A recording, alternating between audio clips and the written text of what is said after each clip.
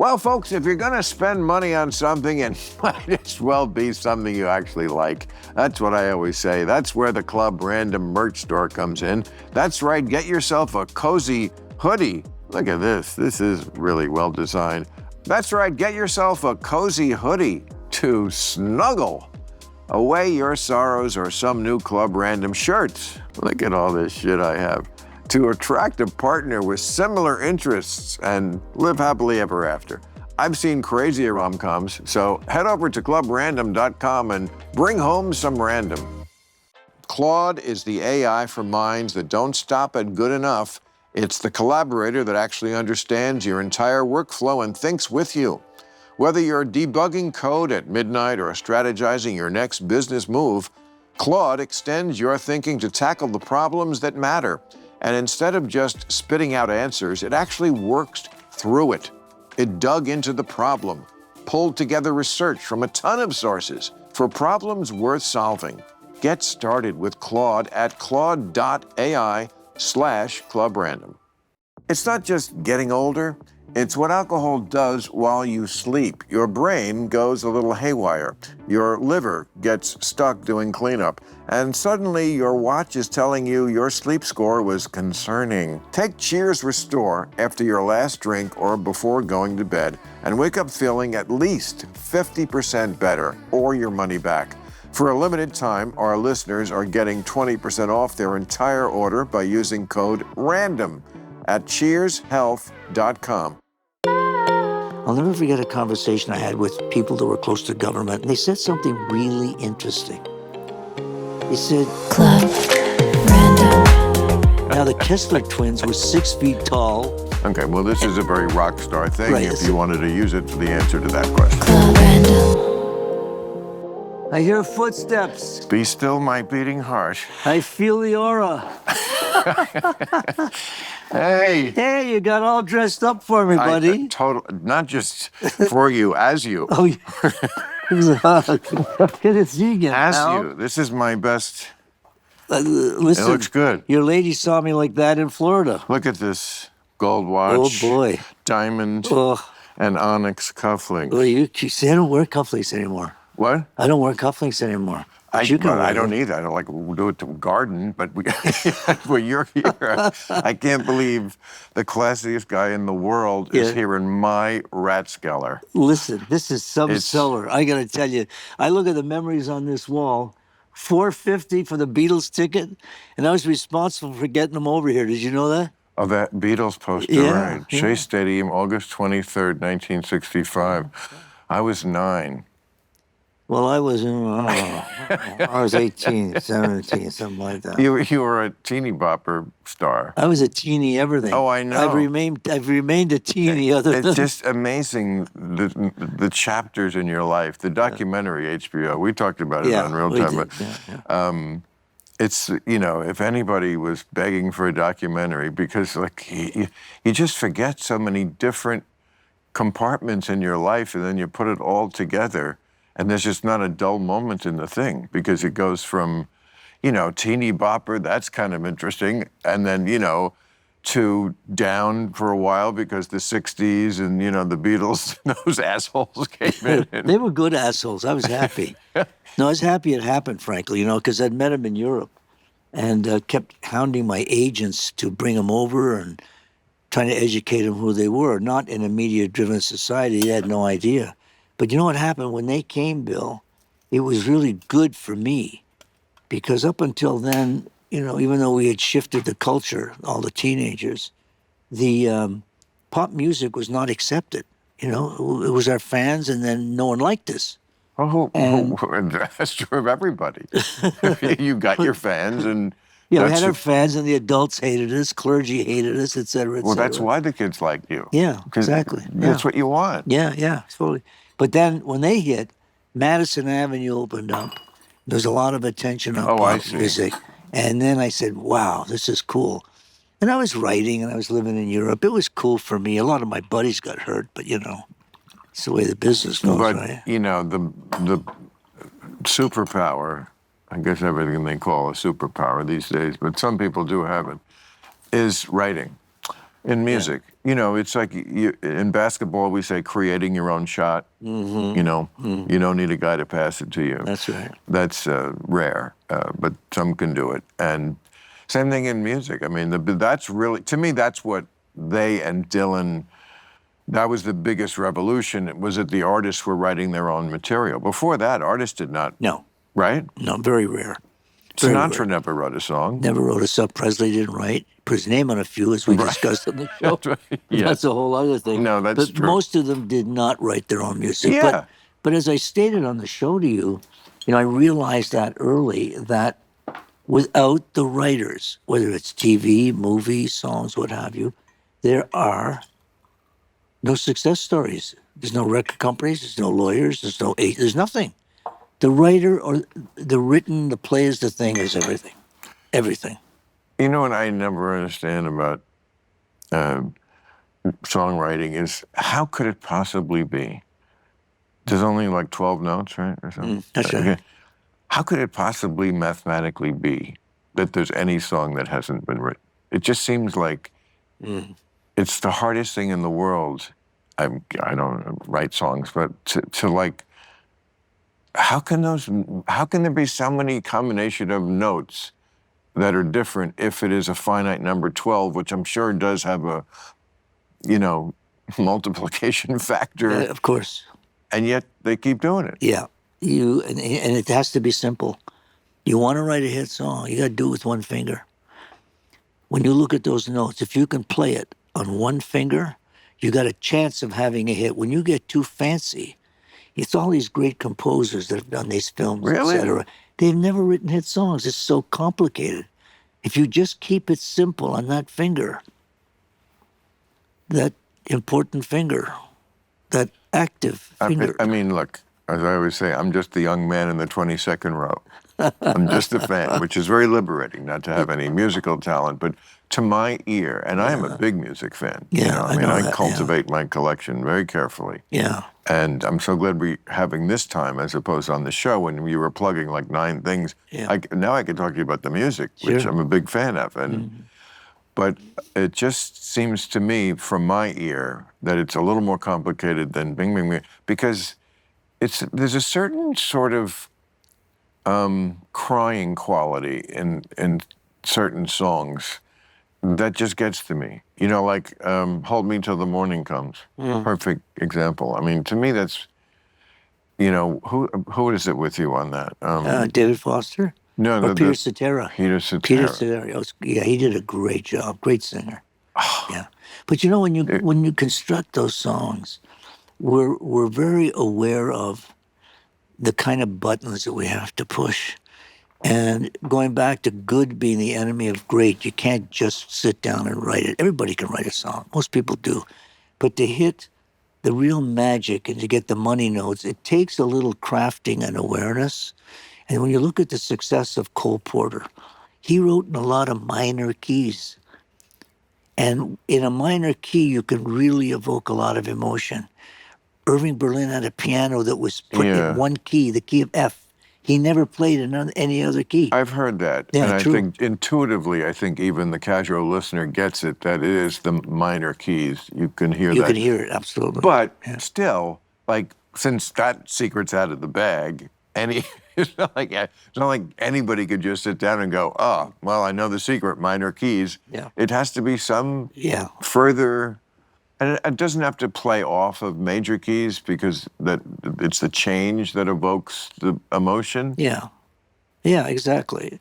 No, it's a craft, and everybody's given a craft. Everybody's given something. But that gave you eternal life. Totally. It was the gravitas, and it gave you longevity factor. You could reinvent yourself as many times as you needed to. Yeah. And, for me, again, in that, I was way too young for your early teeny bopper thing. Okay, I was in the crib. Okay. All right. So, but by the time I was listening to music, like in the late 60s. Right. Like... folk, Dylan, all that stuff had happened. Well, Beatles, and, I feel like I got onto you in the 70s. Like you were, I was like a young man, And you were like the kind of guy I wanted to be, tan.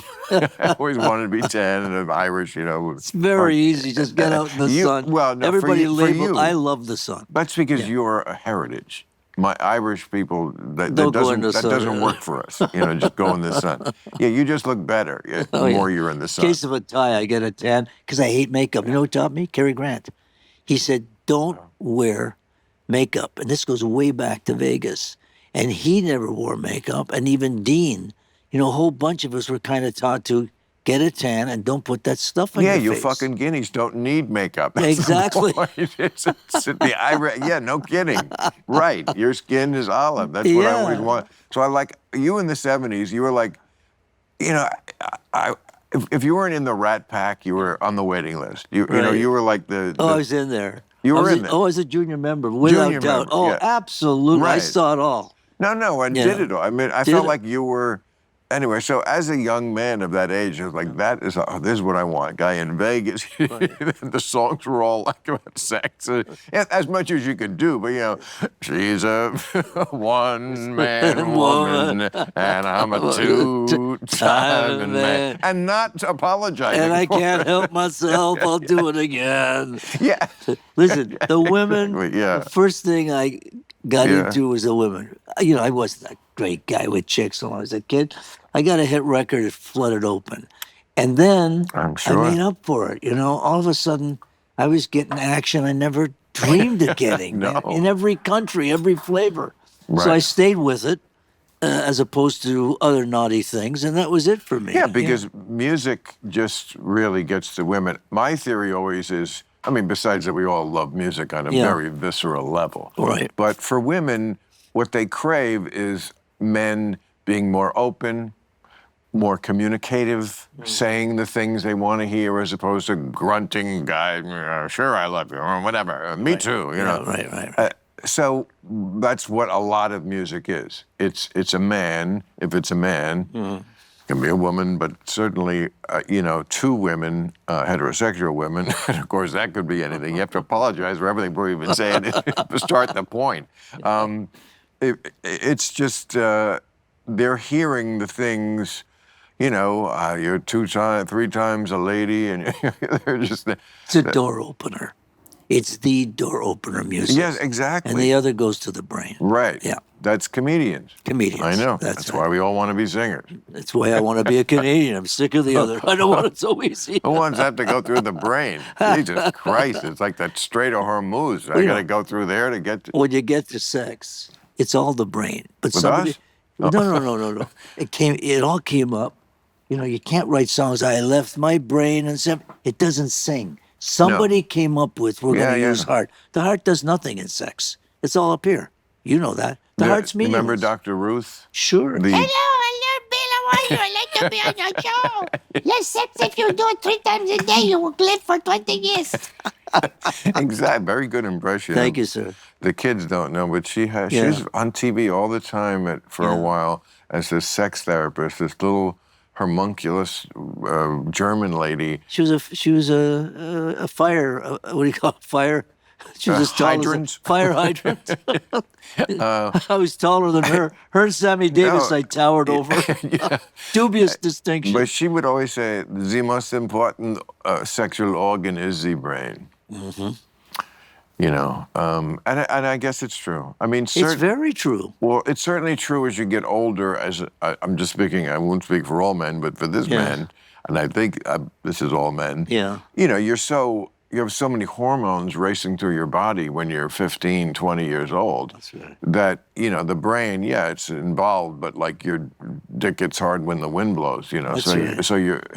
But the older you get, which is why people also go to perverted things, because they just get jaded. That's right. But whoever it is gave us a dick and a brain and not enough blood for both.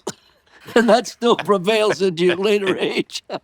And not enough blood for both. What's the most rock star thing you ever did? Oh, God, do we have the time? Oh, my God. It's so eclectic in many years. I think I have to go back to Vegas, because we had, working for those guys and working with the mob. it was such an experience for me. I learned so much from them, believe it or not. These were gentlemen. I mean, these guys, Yeah. they were the coolest guys ever. But I think the craziest thing I did out of the box, it was always showgirls. We had everything that we wanted. I think I wound up with, I wound up in a steam room with about 12 of them with Jimmy Webb. You know the Of composer? course. Jimmy. MacArthur Park is melting in the dark. That's right. We took, Please. I think there must have been, I don't know, 8, 12 of them into the steam room at the Sands Hotel. And of course, at that point in time, we knew what to do or tried our best. Was the steam on? I couldn't tell. No. I was so affected Because by like it. I mean the idea of like having vigorous sex while you're in Oh, the you got to get on the steam. you could, Oh, yeah. you got to get on the massage tables. Oh, yeah, we were out. No. When I'd stay too long in there, I'd have a hose put in there with cold water. And I used to dose myself with cold water. That's how I'd stay long in a steam room. But when we were in action, no. We'd go in, play around, go out and But that's a very use a rat massage packy table. thing to do, right? To go to the steam room. Yeah, everybody met there after work. And you went Everybody got together. haircut. We all went together. And We'd you get got hair. naked and went in there together. Well, anyone just who had, asking you. anyone who had clothes on, he was not allowed. I'm not to- implying anything that you You can wanted to apply anything you want. You get an honest answer. spend a great deal of time naked with other men. That's That's correct. perfectly fine. And you'd sit there. Poor Dean was in the corner singing, "Ooh, little things mean a lot," because Frank was hung like a horse. Ooh, God bless him. It's the old joke. That was the rumor. When it's not a rumor. Ava Gardner, somebody asked her many years ago, because I'd never talk out of school about him because I adored him. Somebody said, "Is it true about Mr. Sinatra that she said, let me tell you this. He weighs 120 pounds and 20 pounds is his cock." That's the famous Ava Gardner line, and she was right. Did you read the biography by his valet, George? Albert? No, George Oh, Jenkins. George, yes, I did. It's one of the greatest books I've ever read. It's the I swear best to of God. all of them. And I hear someone's doing a movie about It's it. brilliant. First of all, it's brilliantly written. It's Yeah. funny as fuck Yeah. all the way Yeah. through, Yeah. and it's so insightful. And it's a guy, and I believe it word for word because he doesn't spare Frank, mentioning his flaws, including he could be very cruel. Yeah. And was cruel to George. Yeah. But George, he was generally so great to him that he doesn't have any bitterness about Yeah, it. Even though like correct. he did like just mean practical jokes sometimes. Like, and in this case, he left him in Israel, like with no money and Right. it was like they thought that was hysterical. Yeah, But he was a true pioneer in breaking down racial barriers. absolutely. And he like on a one-to-one level, him and Sammy Davis Jr. I mean, he treated them in an era where white men did not always do that with Absolutely. black men. And Bill, I treat was them there- with equal, you know. And I was there in Vegas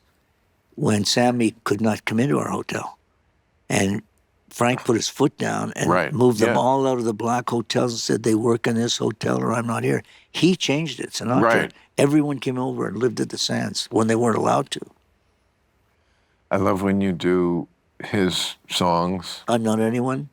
What? The song I'm Not Anyone? You mean Sammy's or Frank's? Frank's. Oh. No, like you've covered a lot. You did September of My Year. No, Oh, yeah, I did. when I was 17. 17, yeah. You should do September of My Years. I was thinking about it. I'm looking at it right there. I've got an arrangement on my piano. But lyrically, it's, I look at my whole gig when I do it, and I try to not repeat lyrics. I don't want to get into Yeah, the it's same very similar to when my I was way. 17. And when I was 17, I'd rather Yeah. do him 17. But the song I wrote, Pivoting, for Sammy Davis, I thought you saw it in the doc.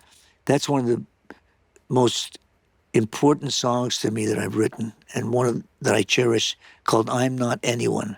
And he and I do it together on stage. But that was a real moment for me writing that for Sammy, because he was the most talented guy of all of us. And even Frank would agree. That man was something. When you look at Prince, or you look at Mars, all these kids today, even Michael, they're all copying the moves Oh, I'm of sure. Sammy Davis and James Brown and Jackie Wilson. But Sammy was the guy. I'd sit off stage, Bill, and watch him. It was remarkable what he did. He was an incredible guy. Yeah, I mean, that's in the George Jacobs book, that even Frank thought that. That's correct. And and that Ava, he was so talented. Ava, he said, I kind of had a crush on him. On Sammy? Yeah. A lot of women did. Yeah. He scored big time, Sammy. But that's the one. But Frank didn't want to hear that, though. I mean, that's why in this book, I feel like it really captures both sides accurately because he was kind of bipolar. I mean, you see it in the music. I forget who I was talking to about this here, but he like, the music is either like very up, out of the tree alive, I picked me a plum, or, you know, all this, fly me to the, very up, you know, optimistic people were in those days. And you then, know, like, I got the world on a string, it's not a rainbow. A lot of plum picking and rainbows. Good times for white people. Oh, yeah, Very great good for times for white people. Yeah. Or it's 2:45. No one in Pass me a gun. I'll 'cause shoot Ava myself left with me. Well, you know, when he sit in the bar, we used to sit with him. He never forgot that chick. When he listened to a piano, he truly loved this woman. It is the theme of the book. Yeah. Because George was with him from like the early 50s when he got with Ava. I think he had already been with her when George started. Frank poached him from some Swifty Lazar. That's right, the agent. Right. So and through his downfall was when Frank was married to Mia Farrow. He was at the Peppermint Lounge, like with her. I think it was that club, some club here in L.A. And you know, kind of like bodyguarding her, but they were friends, and was photographed with looking like he was dancing with her. Okay, well then, you know, and when Frank cut you off, it was like it was complete. That's right. You know, there was no smiley faces being texted. It's gonna lose my number. But yes, the theme really is Ava. Like he has, at one point he says something like, every love song he sang was about Ava, and every woman he was with was an attempt to forget her. That's so he did have that side to him. Oh, he did. There's no question about it. Right. No, you saw the many moods, you know. But for me, I adored this guy. You know, what I learned from him and being around him, and I understood. You know, people have this misconception of who we are as artists, because I don't know that all artists, when they start, Bill, know who the hell they are. They're trying to pretend to be somebody that they think they are. And I've seen that for so many years. You know, most of us came from modest backgrounds. You get on this kind of journey of success, and all you're saying to yourself is, will I ever get smart enough to deal with it? Find out who I am? You know, and I see that in so many... Really? Oh, absolutely. Are you talking about yourself? Well, I was trying to find out who I was in the beginning. Up to what age? I think it started breaking through. I was around 22. I started believing and getting a grasp on who and what I was about. Yeah. Wow, that was way before I got a clue. 22? Well, you were in comedy. I was in music. Yeah, I started at 13. No, you right. I mean, I can't imagine what it's like to have worldwide fame when you're that age. Because, it's a huge obligation and challenge. I was all over the world, right down to was the first one to ever go to a communist country. I was getting on a plane in Switzerland, and these militia were coming with dogs and the guns, and they were putting this guy on the plane, and he sat right in front of me. Big guy, bald head. And he sat down. They all sat around me, and I was flying from Geneva to Paris. And he said, "What do you do?" I said, "I'm a singer." I said, "Oh, what do you sing?" I said, "I sing my own song, blah, blah, blah." He says, "What's your name?" I said, "Paul Anka." He said, "Paul Anka? Paul Anka, I'm the president of Poland." I mean, what are the odds on it, right? I said, "Well, nice to meet you." He said, "Would you ever come to my country?" I'm going to say, "No." I'm at 30,000 feet with guys with... I said, "Yeah, whatever, you know." So I get home, fade out, fade in. I get a call from the State Department. Like 2 months later, they said, "Did you meet the president of Poland on a public?" I said, "Yeah." "Well, there's $15,000 in the Bank of America, and we would like you to go." I said, really? Go to Poland? To Poland. Why? To sing for his people. You know, I was a... Oh, he deposited 15 Oh, pesos. oh yeah, he did. Yeah, yeah. Well, whoever... Before you even said yes to the gig? Before. They had to go through the State Department. He went through the State So Department. what did you do? I went. You did? I said... Why, if you didn't want to?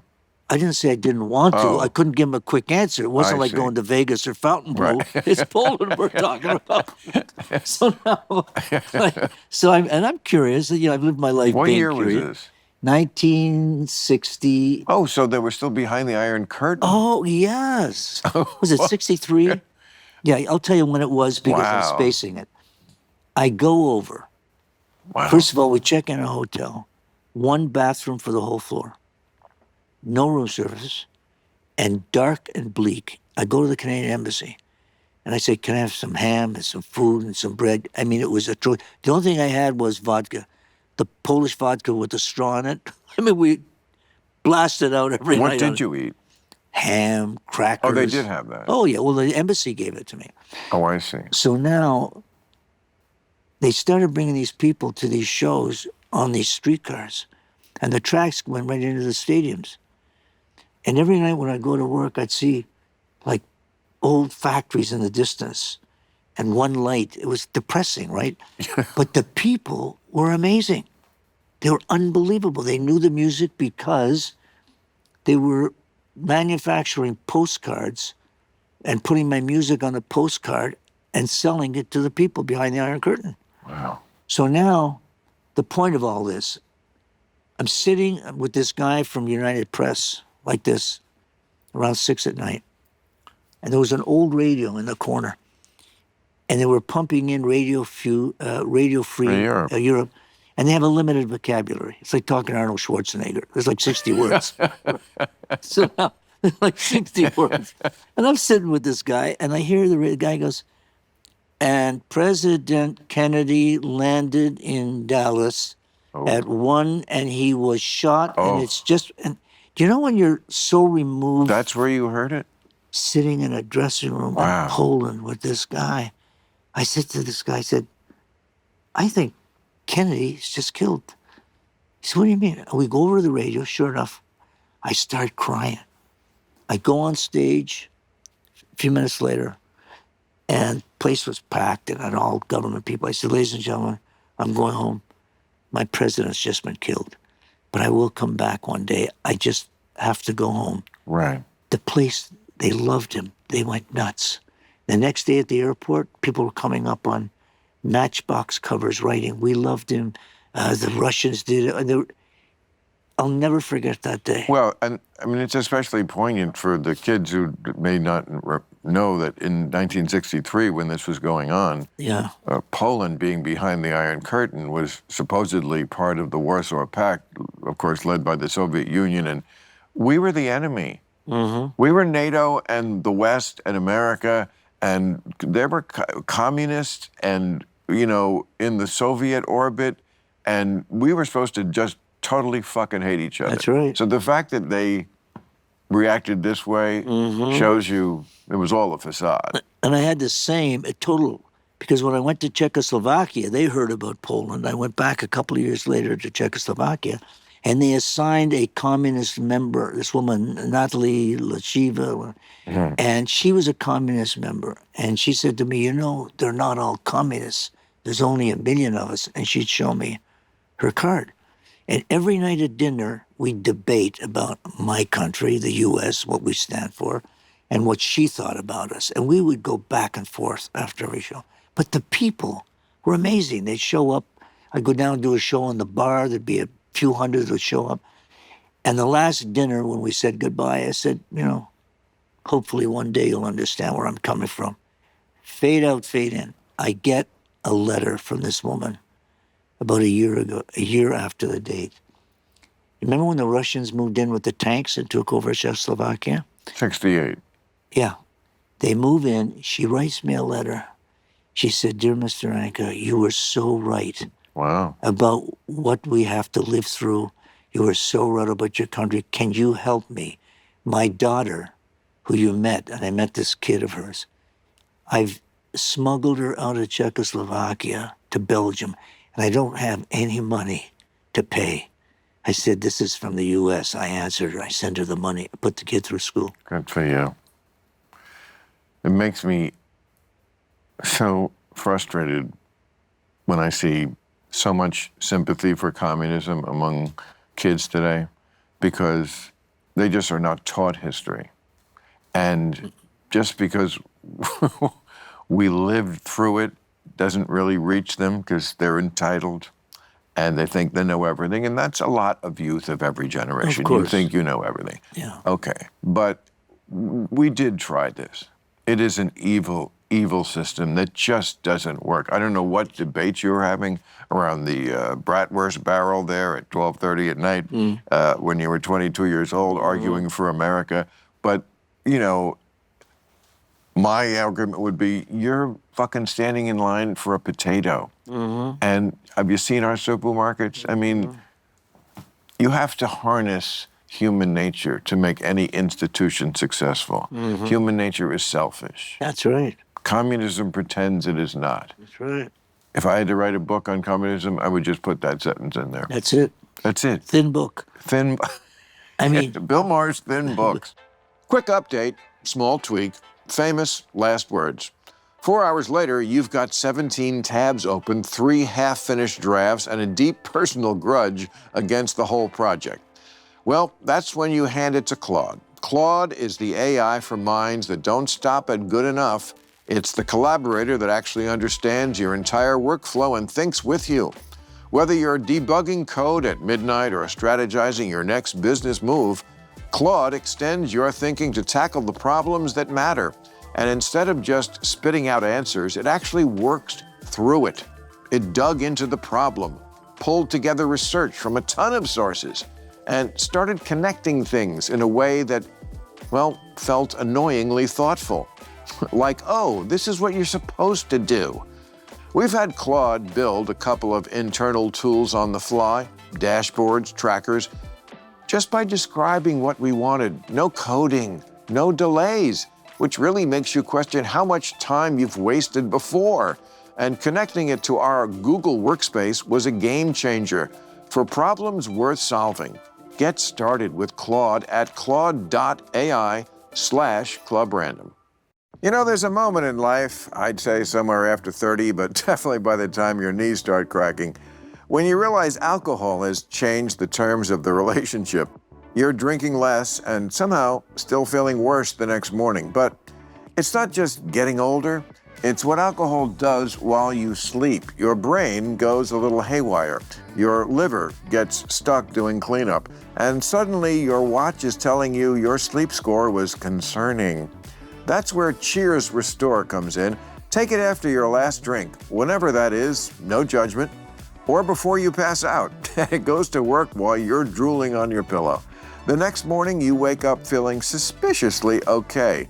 Not perfect, let's not get crazy, but like a person who might leave the house. Less I'm done with alcohol forever, more I could eat solid food now. It's basically cheating, and I'm fine with that. Cheers helps your body metabolize alcohol more efficiently and supports liver health. So you wake up feeling like maybe you drank half as much. Their claim is that you feel at least 50% better or your money back. Bold, I respect that. Doctors, PhDs, over 1,000 clinicians back it, and they've sold more than 50 million doses. So somebody's on to something. Take Cheers Restore after your last drink or before going to bed and wake up feeling at least 50% better or your money back. For a limited time, our listeners are getting 20% off their entire order by using code RANDOM at cheershealth.com. Just head to cheershealth.com and use code RANDOM for 20% off. After your purchase, they will ask you where you heard about them. Please support our show and tell them we sent you. Bill, I'd come home. In both countries, you'd see lines around the block in these little stores for toothpaste, for food, for a T-shirt. Everyone in my band and myself, we left everything we brought. I left my clothes, everything. My suitcases were empty in both countries. I just gave them away. Gave them away. I saw in the documentary somebody comes up to you in some foreign country, and it was very similar to what you just said, like, oh, you're so modest and humble, unlike so many people in this business. You're so gracious about if somebody doesn't know you right away. You have none of that. Really, you don't know who I am. You just like in 2 seconds they do. Oh, that guy. Oh, you mean the three kids Yeah. from Chicago? Yes. With the ice cream in Japan. They were like from somewhere. They're from Chicago. Yeah, okay, but they were not American. They were not American or Yeah, America. The kid was from Chicago. His father had all my albums, and one Okay. kid was from Australia. But as soon as you said your name, they Yeah, were like yeah. it clicked. Yeah. And that's a great quality, because people, you do your career with great joy. It reads, when you sing, you do it more joyfully. You're such a worthy successor to Sinatra. Like Yeah. you're the only one still kind of hitting that beat for a lot of us who love that. Yeah. No one can be Sinatra, and I appreciate No, but that. I get but it. you do Yeah. great covers. That's Yeah, why I'm yeah. suggesting. You know what else you could do? You're So Right. For what's wrong. Oh my God, you got a good one there. Yeah. You're right. Not my version. You know what I'm talking about? Yeah, You're yeah. so right for what's wrong in my life. It's very romantic. Yeah, yeah. Yeah, well, listen, if you heard, the thing about Sinatra was, no matter what you listened to, as soon as it came on, within 5 seconds, he puts you in the mood. 5 seconds. And he's ruined it for every other singer for years for trying to stand in front of a big swing orchestra because nobody liked him. Big swing orchestra. Oh, I'm so glad you reminded me of that because, this part. You don't. Well, I do, but I'm driving. Okay. Yeah, but I'll take a hit. Okay. Oh, awesome. I usually, This is let me see if you're as good as mine. Oh, No, usually when I get that's home a and get red letter recreational, date for me it's that- all right, everybody in the room. Oh, so what were we just talking about? It was So the something- bees went, oh, big orchestra. And yes. And you bumped. Yes, thank you so Okay. much. My favorite record of yours is Rock Swings. Oh, man, I had fun I making mean, that. you have so many great singles. I love the 70s singles. Yeah. And Peter Cetera, Celine Dion, Yeah, that song. yeah. I mean, so many great songs. And of course, I love, I always play it on my birthday. I have a little birthday. Times Your Life? Yes. Yeah, that's from the Having My Baby album. Yeah. Yes, Having My Baby. More 70s. It was, Yeah. Well, when she's I did... my best friend's wife. Oh, and yeah, I'm kind of hitting that too. Wow, you're really hitting them. Oh, I hope my best friend's wife is the love of my life. Wow. There's I'm a song impressed. you had out Yeah. it was like almost exactly Barry White. It had like the complete. Oh, the disco with Odia Coates? Oh, Odia Coates is on. Never gonna fall in love again like I fell in love with you. Is that the one? Never the disco? I think it's called You Can Pay Me Back in Love. You can pay me back in love. Do you know? Boy. No. I don't want to remember that. I don't know. No, it's actually not bad. It sounds, but it does sound like you're just completely channeling Barry White. Do you know I love Barry White? I love Barry White. Oh, His like top 10 are awesome. He is so authentic. He is so honest. The groove and the vibe when he gets that he it- puts you in. when he Bill, gets it, it's. nothing like. I agree. I would sit in Paris. When he first came out, my friend was Regine. Did you ever hear of Regine? No. She started all this discotheque stuff. And when I knew her, she was a hat check girl Wow. at this great restaurant. She started everything that you see today in discotheques started with this woman, Regine. She had the place in Paris. She opened in New York. Everyone copied this woman. And when she first started, and I would meet with her, I said, you got to put Barry White. And the people went nuts for him. This is back in the 60s. Barry White was absolutely the most unique, vibed, disco, R&B master at that stuff. And proves, as we were saying before, that music gets to the ladies because he was a big ladies man and he was just a big man. He was a big man. I was gonna And that's say. like it doesn't even matter what you can be you can be bad at music. You'll still get you could be playing in a bar. Yeah. You could be a church fucking organist. You know, you Right. barbershop quartet, fat guy. The guy on the corner as long playing the as saxophone. I'm telling you, as long as it's music, you're gonna get some pussy. Yeah, It's amazing. I can't argue with you there, know, pal. Listen, when I got to Paris, when I first met the Beatles, right, and I kind of got there on a pivot ricochet because I was living with two twins from Germany called the Kessler twins. Now, the Kessler twins were 6 feet tall, and believe it or not, I might have been 2 inches shorter because I started so young. Okay, well, this is a very rock star thing Right, if you wanted to use it for the answer to that question. Right. So now I see them at Moulin Rouge, these two chicks, these two women, and I hit it off, right? And I'm living with them. I was like a human pretzel.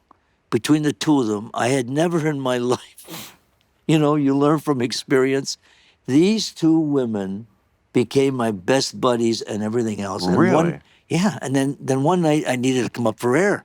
So I said, I got to go see these guys. My friend is opening at the Olympia Theater in Paris, and there's some act on there. Anyway, I go, and my friend is on, and then the announcer says, Ladies and gentlemen, s'il vous plaît maintenant, c'est une Angleterre, les Beatles. I'm going, what the fucking Beatles? These guys walk on, and I see the Beatles for the first time. Now, as a musician, and somebody who's totally into music. Before they hit? Big? Oh, yeah. This is like they were just fringing. They hadn't written, was it Love Me Do? That was the first one. That was 60. different. So I can't believe what I'm looking at. I never seen anything like it. We hit off. They come to my show. Yeah. I buddy up with them in England. Now it's starting to percolate. And that's when I tipped off Normie Weiss, my agent in New York. So you got to go see these guys. He said, what do you mean Beatles? What are you, crazy Beatles? I said, Normie. Because when you looked at an American band, it was ants and animals and bull. English bands. We were Supremes and Royals, but the English, they were all these shit names, right? Yeah. So he said, what are you, crazy? I said, Normie, they're unbelievable. I'm so excited. Anyway, they went over and signed the Beatles with Epstein and brought them over in, 64? Yeah, 64. February of 64. And then but they already had, Beatlemania had already been... before that. That's 63 correct. all over England. And I knew them before that. And then it was, Amazing. Wow. And when you follow the career of those two writers and the impact of McCartney, different than Lennon, you lose in all of that translation how important a guy like George Martin was. He's an unsung hero in there. I don't think he's that unsung. Well, to some people, to the layman. Well, some people, Paul. Most people, don't get me started on some people, okay. because if you want to go down that road, no. To most people, other than industry. I think if you know the name, you know what he did. And if you don't know the name, then you're just a casual, especially younger people. You can't expect people who were born in 1998 or something to know everything about like we do. But if you know the name George Martin, I think people know he was. It's like Quincy Jones. Exactly. Yeah, it is. But the point I was making that I never lost sight of, we're just the cherry on the cake. Artists get so full of themselves. The team effort, in most cases, that's put around them. When you see Quincy's contribution, Martin, there's always a producer, engineer that's sitting there helping you. Well, and these artists, they take all the credit for it, and they're not usually the full participants. Well, that's one reason why Rock Swings is such a great record, because it's a great primer in the idea that songs are written and then how they become the record. It could have gone in a million different directions. It was all about certain choices. But as the fan, you don't think that. You just hear the record and you go, oh, great, here she come down, Moni Moni. Of course that's how it sounds. But they could have done it with an organ, and you know what I mean? They could have started with the chorus. These are all choices. So some of those choices you made, I don't know, those are your favorite rock songs or some of them. But it's just genius, because like I never was a great big fan of Jump. Right. It sounds like it should be done this way Right. from the Jump. Right. Same thing with Eye of the Tiger. Was never like a great big fan of the original. It was okay, but Yeah. it was very sort of not. It sounded like a movie song. Yeah, which it was. I understand that, but I'm just saying it did Right. not rise above Right, as some right, right. movie You song. weren't invested. It wasn't Moon River. Right, You know, like right. that was a movie song. That was. Okay. But But Bill, you know what it was? It could have ended my career, I think. You know, people were telling me, "What are you, crazy?" Pat Boone tried it. I said, and it was after the Bublé. You know, I helped with the Bublé first album, and it was a swing album. And the record company said, "Why don't you do a swing album?" I said, "I've been swinging all my life. I don't want to just do a swing album." I said, "But I've got an idea. I want to take some of the rock songs that I hear. You know, as a musician, you hear songs that can be done in different ways. Every song can be Yeah. put in a different vibe. And all I did was go through 150 songs that I liked. And I said, how would I do this? And I sat with the arrangers and I said, let's try this vibe. Let's try this vibe. I tried one, U2, didn't work. I got a lot of stuff I threw Right. out. But the ones that Right. landed that were authentic, awesome. I mean, Yeah. Smells Like Teen Spirit. oh, that was the challenge. I left out a Black lot Hole, of it. that one and Black Hole Sun Yeah, are the I love ones that that, track, yeah. you know, when I listened to that record, Yeah. the first thing that came into my mind was, wow, this is so awesome. But if you missed, you'd be Bill Murray. Mm-hmm. You know what I mean? Doing that character Yeah, sure. in the Totally, lounge. totally, yeah. If you missed by this much, and you didn't, Yeah, you're dead. you didn't. Yeah, Wonderwall You know, was another one I loved doing. Wonderwall. Wonderwall, right. I don't remember that. Was that Maybe Oasis? Gonna be the one who's changed me. Yeah, Oasis. Yeah, sure. Yeah. After all, you're my Wonderwall. No, I didn't love that in the original, and even you couldn't revive it. I didn't. It was a challenge It's for a me. song. You have to love the song. Yeah, I liked it. You know, Usually, it- your taste in what you like as a song is my taste. Yeah, okay. But that one, Oasis. Hey, I never got into Oasis. Yeah, well, I wasn't a big fan of Oasis, but I liked that song a lot. That got my attention. You did an REM song. That's Everybody Everybody hurts. Hurts. I love that song. me too. Really a cool song. And it really worked with the brass band. Oh. Yeah. Are you ever going to like that? Yeah. I'm so sorry. That's the I'm problem. watching you waiting I'm so for me to sorry. suck on one interval. I don't know what it is that makes me forget things. I keep trying to. I keep sure I'll let it. Go ahead, Okay. But yeah, I mean, you sound on those songs. Yeah. Like, I mean, to me, it sounds exactly like the Count Basie band. Yeah, From purposely. Oh yeah. We went into Capitol and we said Count Basie swing. We used old microphones, the Sinatra. Oh, is that right? Oh, we went into Capitol. We approached it like it was being cut years ago. Yeah, absolutely. I wanted to be as authentic as possible and have it appeal to the critics. To the critics first. You know, now you put up music, it's a different business today, Bill. Ain't like it used to be, you know. Did the critics get it? Oh, we had rave reviews. We went gold in a lot of countries, sure. Yeah, I'm sure. What year was that? Like 15 years ago or something? 05? 05? Yeah. Oh, my I just finished the Bublé album. And yeah, it was 05. I went right in and cut it, yeah. It's amazing. Yeah. I mean, Here we are So- today what? in this wacky, different world and different business, AI, that's reproducing everything, music, whatever you want. Oh. And I'm not afraid of it. I'm for a lot I of am. it. Well, I understand what the back end could be, but I'm Well, not I mean, afraid I'm of it. afraid of it in general, not Yeah. just music will be the least of it if they send off nuclear weapons. You know, I mean, it's very dangerous. Yeah. It's You know, I have a I'm different sure it'll take. do great things. Yeah. But it has also to be could- managed. Has to be managed. Well, it's not being. Yeah. That's the scary thing is because it's about a profit. Yeah. And when a human being smells a dollar, they tend to go for it. That's why capitalism works, because Mm-hmm. it harnesses that motivation. But it is true, when it goes wrong, Mm-hmm. it goes very wrong. And, people, money makes people do horrible things. Well, it's all about the money. Always has been. But I think that when it evolves to a certain level with it and they can get their arms around it, if they do, I think it's going to be a different and better place because there are jobs that you're forgetting. I don't think a robot can do plumbing. I think Yeah, people like they that, absolutely could. they will emerge. No, No? I think plumbers and tradespeople for a long time will have an incredible income flow. I think between government and corporate who run the world, they'll sit down and take care of the majority of the people. They'll give them a 3-day work week.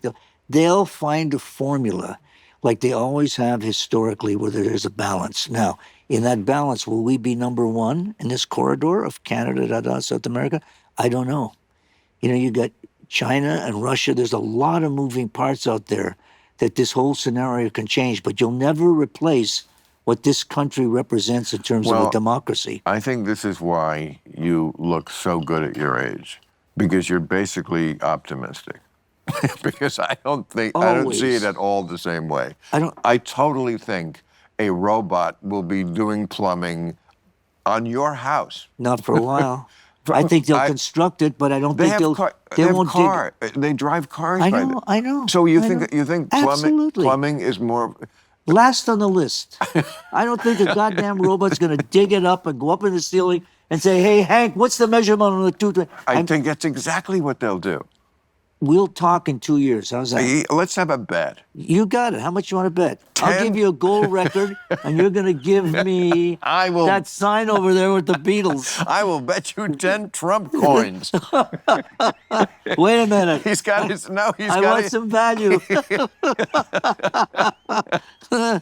Oh, boy. The next couple of weeks are going to be interesting, pal. What do you mean?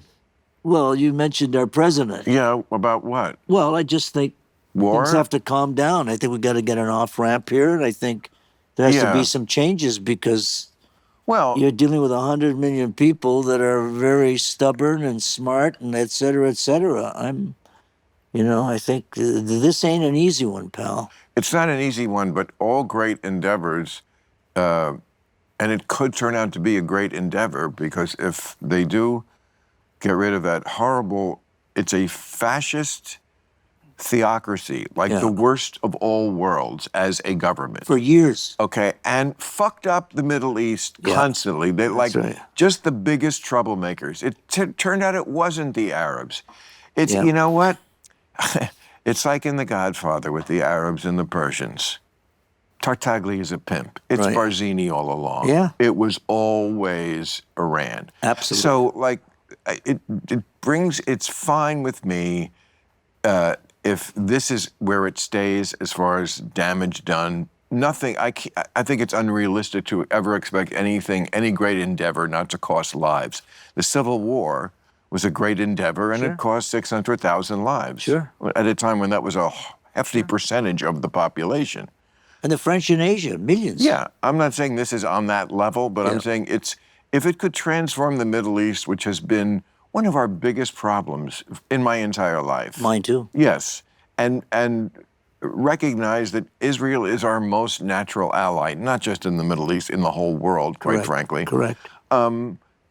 It could be a great thing. It may not. It may turn out to be a bad thing. And I just hope that I can count on Donald Trump to be the abandoner that he always has been. Yeah. I just think the reason the stock market hasn't completely tanked is because they know, at the end of the day, this motherfucker will abandon you in a heartbeat and get out and leave you holding the bill and 3 casinos in Atlantic City that are bankrupt and whatever. He got out of that one when, he just owed the banks too much. It was one of those I worked for him. too big to fail. Yeah. So I just think at the end of the day, he's not the kind of guy who's going to get bogged down. But I could be wrong. I mean, I could be wrong because they're flirting with it. Yeah, you got to think of the two guys right now, especially the Wynn Hotel. They've got a $5 billion investment outside Dubai that all of a sudden they're going, what? They're putting up a $5 billion casino in the middle of all that. Yes. And I go to Israel a lot. I love singing in Israel, and they're such great fans. I'll never forget a conversation I had with people that were close to government, and I'd met Netanyahu. And we got on the topic of the nuclear. And they said something really interesting. He said, we don't think there's ever going to be a nuclear bomb dropped here for one simple reason. And it led me to believe that they're all talking to each other. You know, smart as everybody as we think we may be, or you're at dinner, there's a backroom story going on all the time. You're like a fucking idiot. Especially in that part of the world. Absolutely. And you know what they said? The wind blows from west to east. And if we drop everything over here, it's like Burbank and Beverly. Right. No, They've right. already caught Muhammad. Don't be schmuck, fucking idiot. Don't drop the fucking bomb. You're going to it's wipe so out true. Russia, China. Right. They know No, the no. collateral Right. effect. They all know it. But exactly. The problem Is, and this is the part of it that people get squeamish about because it's very politically incorrect these days. But the truth of it is that you're talking on the assumption that we always had with nuclear weapons, that it is a deterrent that we're all going to die. But if you fervently believe in martyrdom, as is in the doctrine of fundamental Islam, which is more popular than fundamental Christianity. We have crazy in both religions, but they have much more fundamentalism.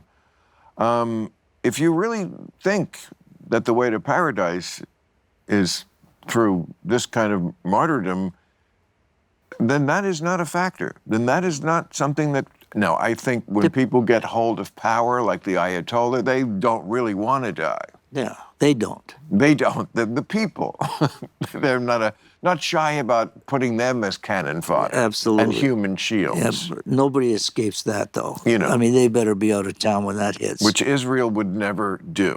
And I don't if think you so. don't understand that sort of moral geometry, Yeah.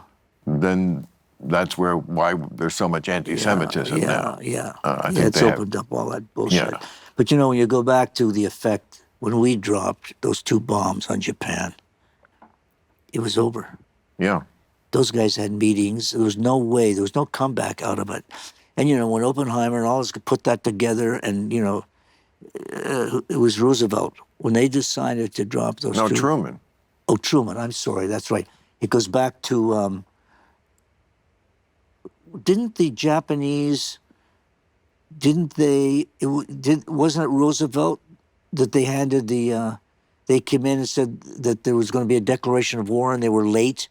Do you remember they failed that? And then Truman came in.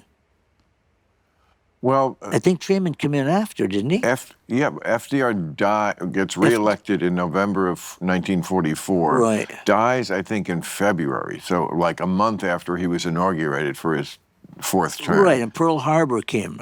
Well, Pearl Harbor was 1941. Right, so he was in office. Oh, yeah, totally. Well, that's my point. He died in early 45. Right, So it's right. Truman who inherited the end of World War II. Exactly. And made the decision to drop the bomb. Yeah. But you know what's amazing today? I'm getting a kick of it because I've been going to Japan since '57. When I went, there were still bombs in the ground, and I was going to these hospitals with all of these people with no arms, no legs, and I've been going back ever since. Oh. I love that culture. Of when you look at that region, when you think about the end of the war, when they started divvying everything up, they have been so true to their people and keeping that country together. But point being, it's no longer let's go to Cabo and Dubai. Everyone wants to go now to Japan. That's the hot new place. They want to take their kids. People are rushing to Japan. Yeah, I just saw somebody on social media. I can't remember who it was, like some big, yeah, you're right. Well, you know, it's cherry blossom season. Yeah, but they go all year round. You can't get a hotel. Right, but that's a good excuse Yeah. for like there's always a crowd Yeah. who thinks, you know, there's people who like see each other Yeah. frequently, and yet it's always somewhere else around the world. Literally, they call them the jet set. That's right. People who just jet from one cool place, influencers. I mean, you know. The masses are now involved. They're going. The masses save up and they make those kind of trips. They save up and go broke the rest of The the year. masses. Yeah. Get those Bring people. my piss boy. And my scribe. I have to do something about the masses. I don't think that's cricket that they're impinging on our privileges. Yeah. Lord Anka. Yes, sir. Prince Bill. What's your favorite country that you? Oh, tough. Bill, listen, I spent a lot of time You said Israel. in Paris. You like Israel? I love performing in Israel. That's performance-wise. I hated right? Paris. Well, I've been going. I speak the language. I've been going there since Of course, you're 1958. Canadian, right? You know, I learned it with the two twins in bed, the Kessler girls. Right. You know, you hang with a couple of chicks over there for a year, you're going to speak French. You must have it times 100 what most guys have, but even regular guys. I mean, I think we're alike maybe in that way, but like with sex. I can live without sex. I've had that Totally challenge get it. many times. Yeah. I just can't live without good sex. You know, if it's bad, it's like sex, it should always be like you just got out of prison. Yeah. Yeah. Yeah. But you know what? Sometimes it's like breaking back into prison. When they're wrong, I want back in prisons, right? I'm not waking up in the morning with a 4 when the night before it was a 12. But Bill, you know what it is? I learned later in life that when they say to you, I love you, you know what it really is? I love you for now. Because everyone's got an agenda. I hate to sound like that, but you got to be totally on top of everything to understand the reality of shit that you get into. And then you bear the consequences if so. Because it's scary. That is the title of my autobiography, Shit You Get Into. Yeah. It's perfect. Dude, you can't avoid it. The shit on every day somebody gets up and there's something. I don't care who you are, what you got. Life, I feel, is thank you, Ed. Yes. And I try to tell this to young people. You know, I like to be a mentor. Yeah, of course. It is somewhat about what you get. That's true, and I don't mean just mean money, but you know, achievement, but it's also happiness. A lot about what you avoid. Yeah. Just what you avoid. Yeah. You know, It limits. a drug habit, Gambling. a feud, Drinking. debt, right? Just like beefs that are unnecessary. You know. But you got to be real clever to, Yeah. you know, the mob guys used to say to me, if you become a gambler and you've got the wrong women in your life and you do drugs, you'll never be a success. They used to tell me. And these guys, they had the great, and these weren't great looking guys. These were like tough guys who dressed in shirts and ties and they're around that casino. And they're like, I never saw a group of guys like that unilaterally in my life. And the way they ran their life and the code and all that, learned a lot from them. But they had more women. A couple of them at the Sands, they had the greatest women, were carried out in a stretcher. They died fucking. Well, And the women are screaming. I think that's a bit of an exaggeration, Well, of course sir. it is. But I'm just giving you the full menu of what it was when you say, hey, that's to be great. Wow. No. Oh, it was wild when we heard those stories. Oh, yeah. I always think when I'm, you know, romantic singers like you know, that get the panties wet during the concert. Yeah. You know. Well, now I get support stockings. There's no underwear coming up. And there's about 3 walkers in the lobby. So, like, you'd have to figure people play the records of, you know, romantic singers while they're fucking. Yeah, of course. Right. So, I mean, you must have been played many times, you know. In many ways. I'll sadly admit. You During- think De Niro plays Godfather scenes while he's fucking? He's listening to Johnny Mathis. That's for those guys don't cut it. Chances are. Exactly. Great artist, great stylist, yeah. Johnny Mathis? Oh, Yeah, he's a yeah. great stylist. Good guy.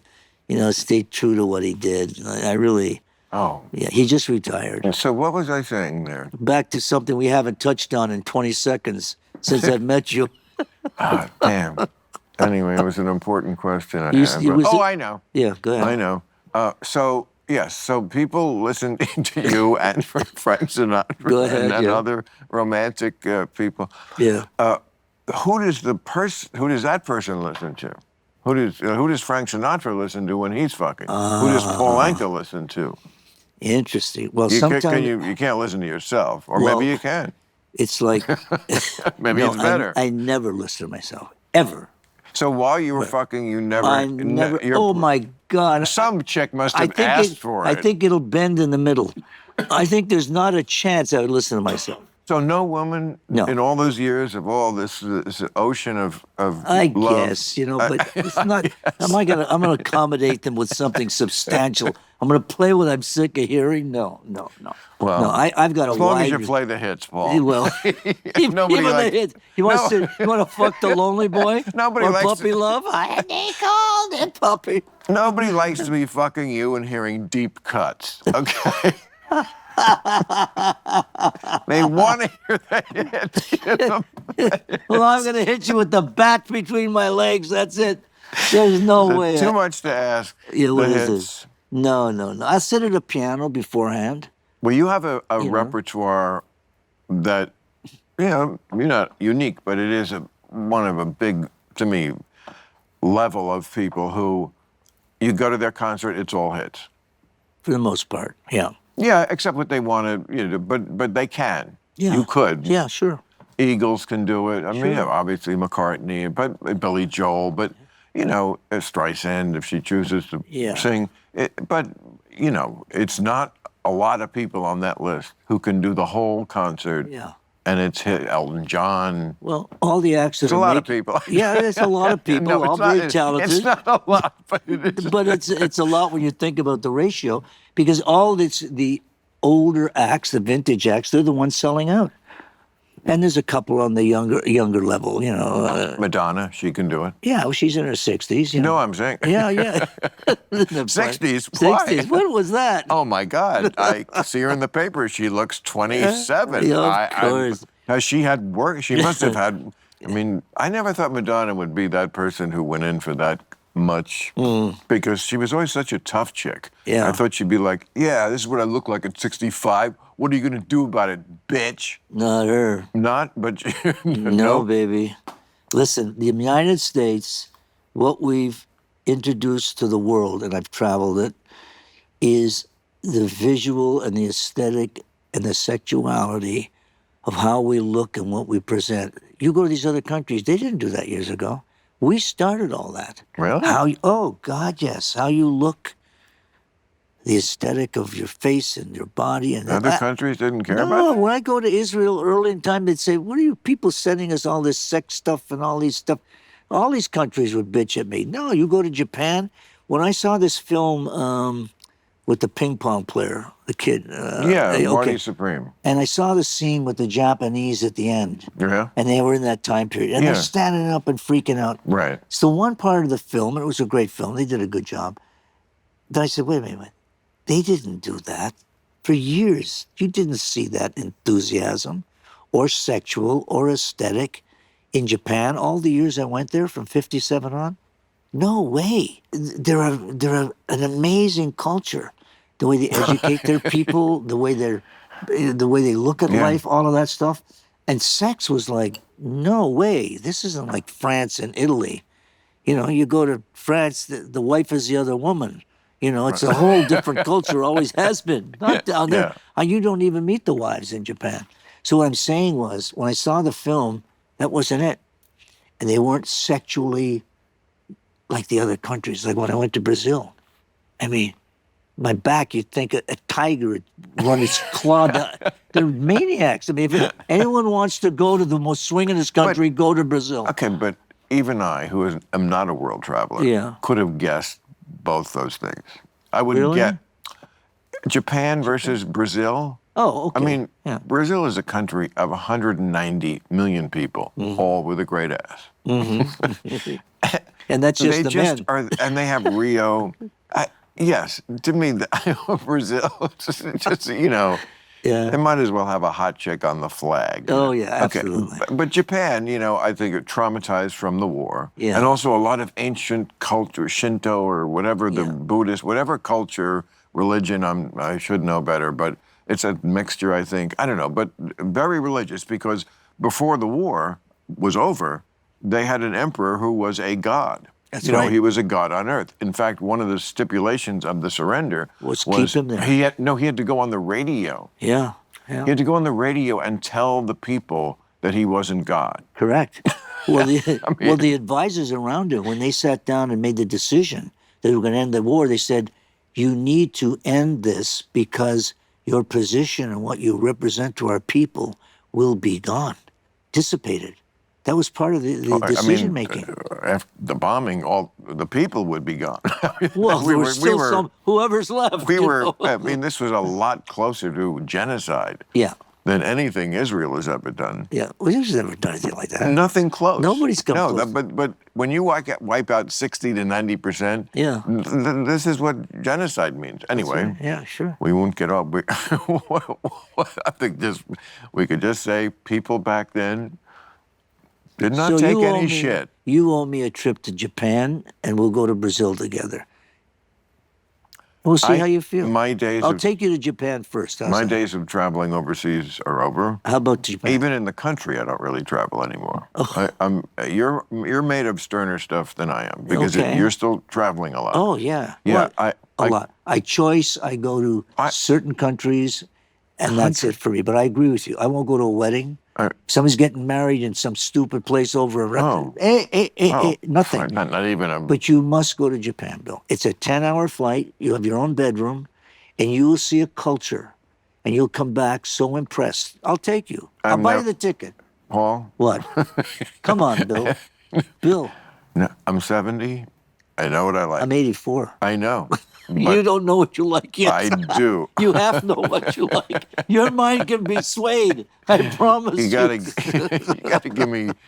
give me that much. At 70, if you don't know what you like by then, wow. Oh, there's no question. You have not had your eyes open. Bill, I'm just not a good traveler. You never. Well, that's a whole other issue. Yeah, well, it's my issue, that's and that's your why issue. I can't go. It. But in life, you never know. A little curiosity. I do know. A little trying, you would be amazed. I've tried. I've been on the road my whole life. I always love it when people argue with you about you. Oh, right. I'm debating. I'm debating. It also bugs me when people say, you're going to love this song. Like, okay, there's no way you could possibly know that I'm going to love it. It's like it either hits you or it doesn't. Yeah. That's why record reviews are so stupid. Yeah. Like, you can't put it in words. Right. I have to hear it. So they basically review the lyrics, which 9 out of 10 times, I don't care. Yeah. If the lyrics aren't great and the song is great, I love it. The lyrics are an extra. Love your lyrics. Yeah. Very moving. Yeah, today lyrics never are not, corny. Yeah, lyrics today are important. You're old, but you're never corny. That's great. But single, I'm sure many chicks. When you say single, you said you're single. I understand I'm single, but why single? I'm just not married. Well, I'm not involved. You know what I'm saying? Yeah. But single. Do I know? Did you look what I'm talking to? I fucking know, brother. I just love it. I love the peace of mind. I do. I love it. Well, you don't know what I'm saying. I'm not single. Oh. I'm single in this chair. But beyond that. No, single just, you know what I mean. As opposed to, the... Fighting for a remote? Well... I want to watch that. The journey we've all been on. You know what song I love? The one you did with Gloria Estefan. I think I'm in love again. Wearing that silly grin. Look what a fool I've been. Yeah, I love songs like that because they're like adult songs. Yeah. I think I'm in love again. Because let's be honest, I mean, the music industry is mostly for the very young, and it should be. Today. To every day. Always has been. Every decade. Always has been. Every decade. It's rock and roll is a young thing. That's right. But, we keep living, okay? And then the music isn't really made for us. Right. So, us fans have a special appreciation for people who keep making music that tickles our ears, Right. without selling out or just being an oldies act or, doing interesting, good music. And again, the lyrics that I can relate to. You know, I think I'm in love again. Yes, you know, you get to a certain age, you've legitimately been in love more than once. That's right. And you could say that there's an inflation in that isn't healthy. I don't agree, but I know that argument, like, well, if you thought you were completely in love once and it didn't work, everybody else is going to be like, sort of, yeah, this could fail too. Yeah. Well, think of the other side. How'd you like to be laying in bed with someone for a few years wishing you were single? How would you like to be laying with someone? I would rather be single than laying in a bed with something wishing I were single. You're miserable. I could not agree more. I just. But why? A bell went off one day with me. I don't want to be miserable laying to somebody I don't want to be in bed with. And you know, and who cares? It's just my little personal thing. And I'm not trying to tell the world how to live with it, but I just don't see a way out of it because it only gets worse. Every wife who is a friend of mine who's married, you know, of course she's married, she's a wife. Yeah. Like, I guess I know her through whatever. Maybe I know her, maybe I know the husband, has said to me at some point when I was asking about a marriage, if it's somebody who you can, you know, be honest with, and I have lots of friends like that, some version of, you know, we have great times, but then there are sometimes I wake up and look over and go, who is that? Yeah. Like, who is this person? I don't even know this person, really. And they're in my bed, and I don't particularly like them. Yeah. That's a terrible way to start the day. Would you ever go to dinner or cocktail, go out, and you see a husband and wife or a couple, and you see the look on a woman's face sometimes looking at the guy she's with? Do you know what she's saying to herself? This is not my first choice. I promise you. This is not my first fucking choice. And you can just see it. I don't want to be one of those. This is not my first choice. I see it as a song title. This is not my first choice. If my heart had a voice. So Richard Belzer, you know Richard Belzer? Of course. Okay, he used to kill me. He had a bit, you know, he would never wrote a thing down. Only got stoned, went on stage. Yeah. And one of his things he would just go into was, hey, why do all singers give you this move? Everything's gonna be okay as soon as I get my neck fixed. Straightened out. That's Sinatra. He started all that shit. What's the same with rock bands? Why do they break guitars and they jump up and down like they're on the... I've seen you do it. It's a we cool, all do it's a it. cool It's the move. cool. It is. You know, that's the warm spot. It's like when the gangster holds the gun like that. Yeah, Any asshole can shoot you like that. But if you do that, it's a... It's like the football players. They all have certain moves they'll replicate, you know? No, you sing with such joy. The Jump... And I might put that back on the show. And Eye of the Tiger, what? Now that you mentioned, I may put Jump in. Oh, you should. And People It's go My nuts. Life. Yeah, I'm going to put it back nuts. on the new gig. I'm going to put a lot of that in. Yeah. It's great. You have the whole, of course, that band with you. Yeah, and I might do it on the California tour. That band is so they're spot popping. on. Yeah. I mean, they just sound exactly like the Basie band on this. You know, my favorite Sinatra of the happy period. You know, it might as well be it might as well be swing. That's Frank in a great mood. I don't know what happened that day, but you know, there's a lot of more than the greatest love of the world. No, I got to hip you to one. My guy was Don Costa. He was responsible for my success. He found me at 15. His arranger. Yeah. Arranger producer. I introduced him to Sinatra in the 60s. Have you heard the Sinatra album Sinatra and Strings? Probably. You want to fuck in bed and you want to really get turned on to that mood of Frank? That's one of the best albums he's ever done. Sinatra and Strings. And the best live album he ever made was at the Sands. The best live album anyone has made. Technically. I have his... something from the Live at the Sands album, and man, The Lady is a Tramp, and the energy that you feel in the crowd. I think this is when they were making Ocean's 11. Yeah. Okay, but it could have been any of those years. No, it was back then. Okay, back then. I don't know if it was exactly then, but but you feel this energy, like, you know, when he comes out, you hear it. It's just, but you could tell it's when he arrives, and then like all through the song, the crowd is like buzzing. Yeah. It's those guys in that era, man. If you could go back in time and be anybody anywhere, that's Nothing like it. Back then, it was magical. You walked in that room of 800 people, you knew what it was going to be. Everyone was dressed. yeah. Shirt and tie. You couldn't get in a place in a T-shirt. Everyone was Oh. in a shirt and tie. Even when we started as kids, when you look at American Bandstand, every kid would go in with a shirt and tie and a jacket. God, I now mean, they that wear- was the culture. Now you're lucky if you can get a guy to patch up a pair of jeans. So, but back then, Bill, but when you walked in that 800-seater and bassy band and you knew what you were getting and that music started, it was magic. It was magic. Listen, I cherish those days and I would have given back the money. It was just something, what I learned from all Some that. of those songs really are so much better done that way. The two I mentioned. You also did one, I don't think it's on there, but it's Time After Time. Time after time, I told The myself Cindy, that I- no, Cyndi Lauper. Oh, that's on my second Swing album. That's correct. That's correct. It's the first track. Wow. That's a very bassy sound. Yeah. And that's a great song. I mean, her version is great. Yeah, No absolutely, disrespect for her version. I love it. Yeah. But it fits very naturally in that swing thing. But as I said earlier, you can take a large percentage of music and you can change it and put it in a vibe if it's well constructed. It's not any Herculean effort. But if you're a musician and you hear it, you can take a well-structured structured song from here, whether it's country or whatever. Country. Swing. You should do country. Country swings. swings.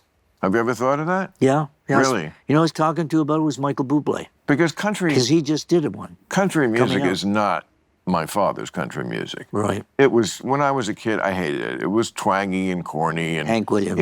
It was fucking hee-haw. Yeah. It was a picking and a grinning. That's right. That's right. And it was like, let's just say ambivalent about racism. Right. Let's just say proud of their Right. proud of their Very heritage. proud. And that's all they could do. And they can't do what I do, mean, and they don't know anything. Look, Elvis, Yeah. who I love, Oh, man, I loved Elvis. he has a Yeah. version. I'm sure you know it. He did it in concert for years of "Glory, Glory, Hallelujah" combined with Dixie. It was You know, a as a- showstopper. You know what I'm talking Oh, about, right? absolutely. I saw him do mix, it. You know, Yeah. wish I was in the land of Dixie. cotton. Yeah. Yes, because you weren't picking it. That's correct, but he was there. I know. He was around all that culture. Well, he was born in Tupelo, Mississippi in Yeah. 1935. I mean, that's Jim Crow South. Mm-hmm. So He was at all the black clubs. Little Richard was his buddy. You knew that, right? I know they were rivals. No, Bill, they were buddies. Little Richard taught him a lot of shit. He was around Little Richard, But- all that whole black music scene. And Yeah. there was, come on, there had to be a lot of resentment because these great black artists like Chuck Berry and Little Richard, Elvis became the star. Not that Elvis wasn't magnificent. I mean, I'm the Yeah. biggest Elvis fan there is. Yeah. But, you know, it was like, oh, the white guy takes the sound or has the sound, you know, and he wasn't doing it on purpose. It just was all the influences that were through him. But you know, a lot of people, in the George Jacobs book, he says Frank Sinatra hated Elvis. He hated pop music. All Well, of it. Yeah, Elvis was just one. No, you should have heard him sometime when you were at dinner.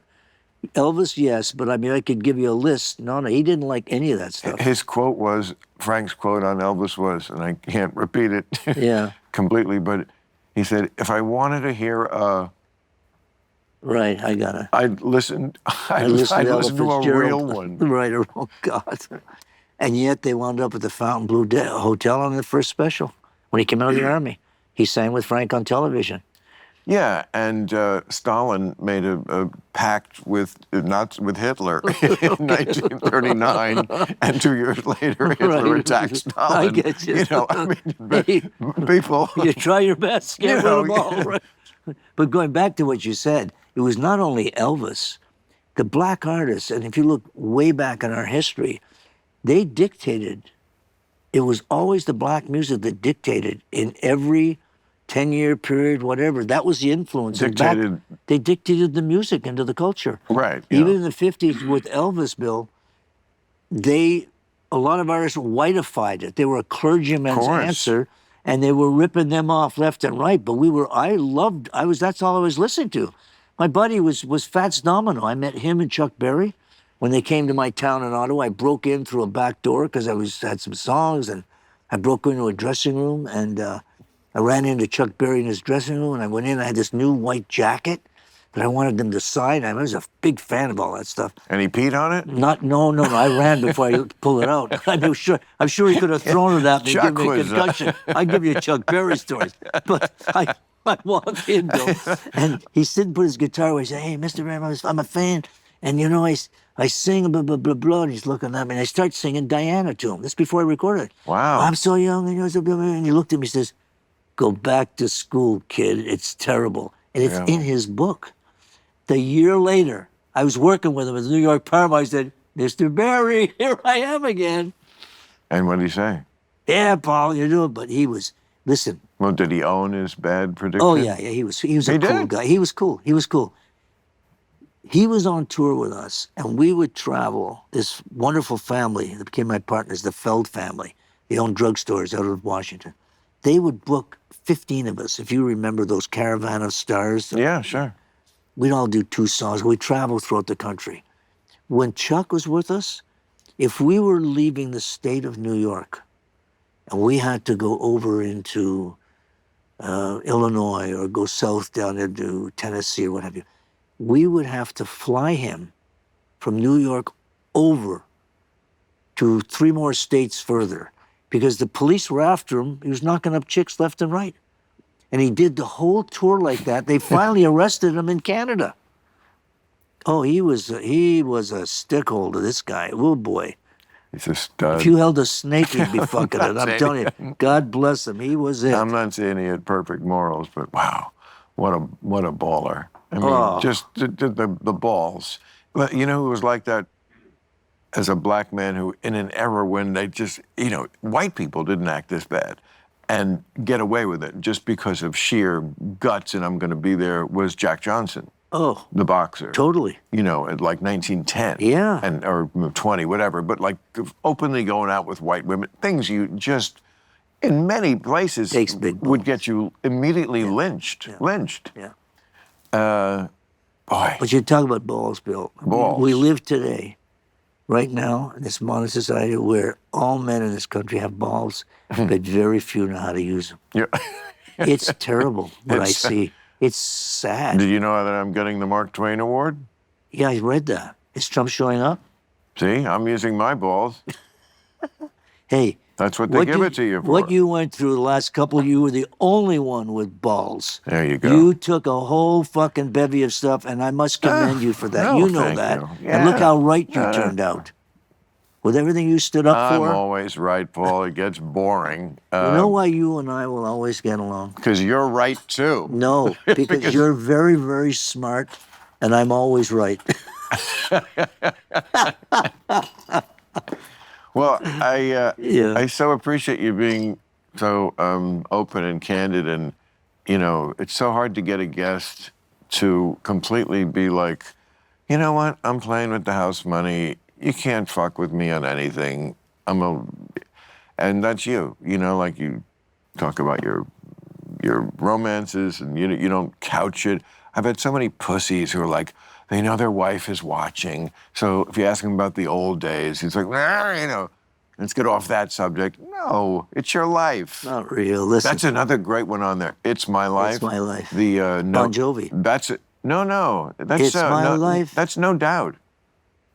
Wait a minute. It's My Life. Yeah. No. Isn't that Bon Jovi? No. It's I think. Well, I don't know. Yeah. It's my life. No, now or never. I ain't gonna live forever. Yes. Ain't gonna live when I'm alive. Right. Bon Jovi. You think? Yeah, which one were you thinking No, about? I think It's a Sin? It's My Life. That's Bon Jovi, baby. I can promise you it's Bon Jovi. You want to tack it on to the other bet? I will bet you 20 gold. Okay. From I want you to shake on that right now. Look at me 20 in gold the eyes, Trump honey. coins. You're gonna fucking pay up. Bon Jovi, It's My Life. What do you think of that? I think I'm going to win this bet. Okay. I'll I'll double it. I think I'm going to win this bet. I absolutely do. It's Okay. My Life, I think, is no doubt. I think that is Gwen Stefani. Gwen Stefani. Yeah. It's my life. Now or never. Ain't gonna I know. live until And then forever. you go into a lyric, Frank said it. Frank does it, said he did it my way. which is a great. That's their line. I didn't write that. Oh, really? They put it in the original lyric, Bon Jovi. You mean Gwen Stefani? Yeah, well, her sister, who's related to Bon Jovi, who plagiarized. Well, one of us is going to look like a boy, stoned idiot. I'm walking out of here with some major money, baby. Yeah, Really? Absolutely, Bon Jovi. Well, we'll see. We're going to know because I know you got a very hip, cool girlfriend, and she probably knows all about that. She's going to tell us when we see her. She never She never heard of either Bon one of Jovi? these people. No? I can almost promise you. Really? Yes. What you have to listen She to? would then? definitely, I love her dearly, Oh, but she she would knows definitely be the last person you'd want to arbitrate this. But I this- bet she this knows Bon fight. Jovi. You know, the name would ring a bell. I wouldn't be surprised if she thought it was how Italians say good morning. You just can't expect. That's buongiorno, You honey. can't expect people Yeah. to know things before they know them. I always say, I'm going to write a book someday called Gazpacho Soup is Cold. Because I remember when I did not know this and made a bit of a fool of myself in a restaurant. Right. And the point And it was is, a Chinese restaurant. point is, you're not born knowing that gazpacho soup is Of course cold. not. There was a moment, everything you know, you learned at a single moment. Correct. You just didn't memorialize it. But so like at some moment, she will hear about Bon Jovi. But I don't think that moment has arrived. And why should it? It's not one of the more important things. But you know? never know. Some people know. Some people have done homework and. Oh, I got to ask you this. Sure. So, I mean, Michael Jackson, amazing singer, amazing dancer, songwriter, unconventional babysitter. We would acknowledge. No comment. And the weirdest thing about him to me, after even everything else weird, is he didn't release the song you wrote with him. This is it. No, the other one. Love Never Felt So Good. Love Never Felt So Good. Which was like maybe my favorite Michael Jackson song of all time. Right. And I was like, why didn't they release that when they cut it? Why did I have to wait till after he died? I mean, why put that one in the vault? So let me give you the background. I think you do know. We started that project in the 80s. I was doing a duets album for Sony. Major artist, Michael McDonald. Yeah, I know. And Michael wanted to be on the album. And we started in my studio in Carmel. And I laid down these 3 songs that ultimately came out. And he was living in my guest house. You wrote them? With him, yeah. With him? Oh, yeah. Well, that's what I know, the process. Yeah. So we sit in a room, and I give him some different chords, because he's not a musician, and a lot of them aren't today. They work off computers. But so it was a true collaboration? Oh, absolutely. Absolute collaboration. McCartney always said that he and Lennon wrote nose to nose because they would be on the little bed in there. Right, Not that Michael had a nose, but if he did.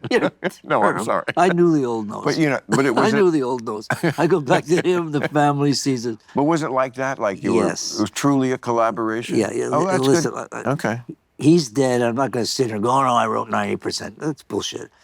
We sat in a room together, and when the juices are flowing, you collaborate. Great. It comes out. I don't care about all I wanted to know. Okay. So we're sitting there, and we finish these basic tracks, me at the piano, his vocals. Thriller comes out and goes through the roof. And Michael was so absorbed, and every minute of the day was about show business, what he could, but he was totally involved, this guy. And I'd sit at dinner, and I'd talk and talk. He was a sponge. We finish the first stage of these, and I had to go to LA to finish them because I'd finished everybody else. Loggins, McDonald, and Sony wanted the album. He leaves my home, Thriller comes out, goes through the roof. Whatever changed him in terms of where he felt his gravitas and who he was, he stole the tapes out of the studio. And I say that affectionately.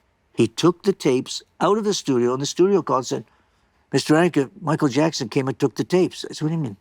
They belong to me. Can't they? No, he took them. Who let that happen? The studio, because he was on the box with me. Hello, I'm Michael Jackson. I'm ready with Paul Anka. He went to the studio, Sunset Sound, and they gave him the tapes. No big deal. Michael Jackson walked in and said, Bill, I need this bucket when I sold you the house.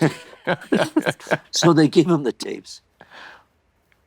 I go to his lawyers. I sit down with them. I'll try, listen, as Mark Twain said, if you give me a little more time, I'd make it shorter.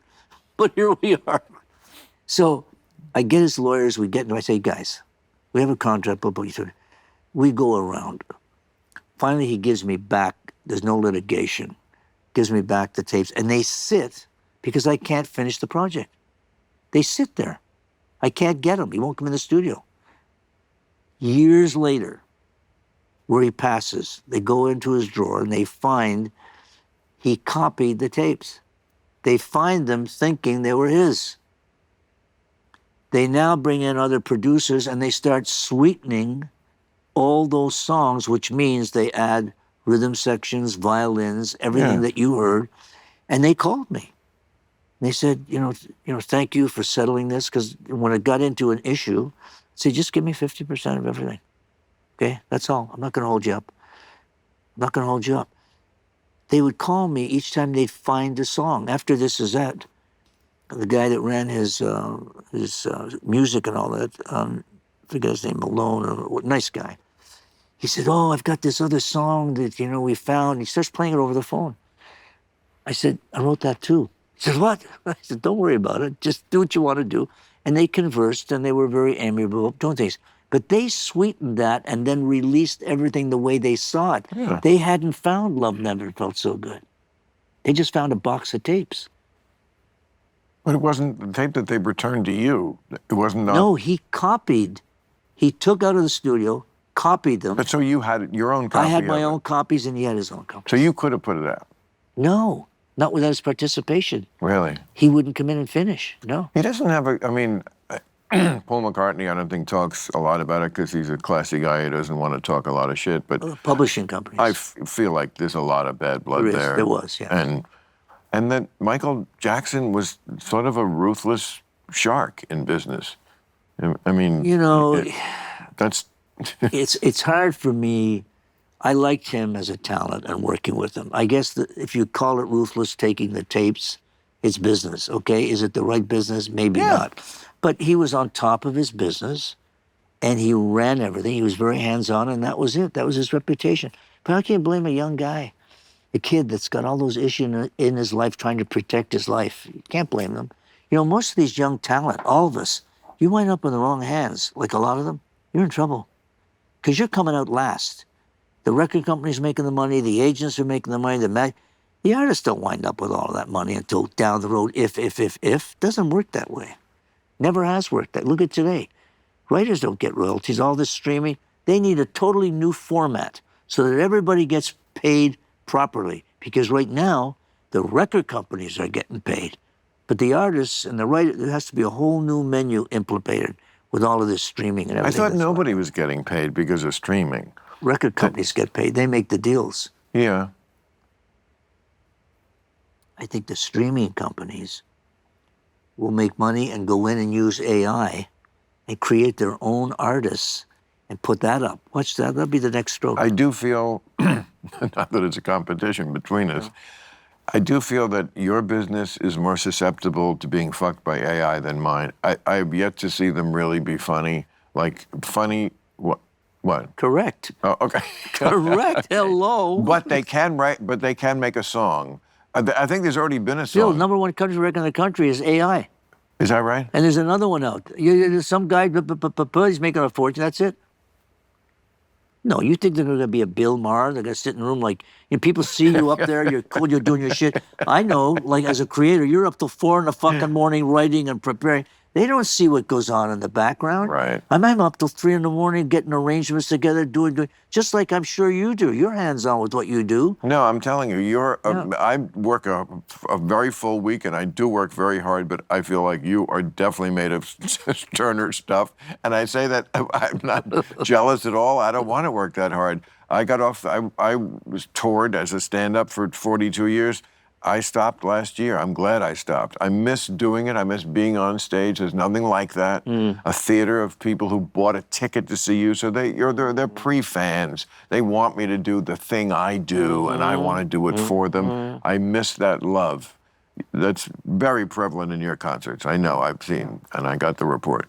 But, you know, I don't want to push myself. You know, at 84, I cannot imagine traveling even domestically, let alone, you know, wherever the fuck you're going. A world tour where, you know, you don't speak the language always, and like a new bathroom and new hotel, and always unpacking and packing and having to like cut open an orange with a can opener because there's no fucking knife in the room. That ain't me, baby. There's a knife in a room and there's everything. No. Always. I mean, I don't have a retinue of 50 people kissing my ass. I got a couple, and we've got it all blueprinted, and I travel easy, and I love it.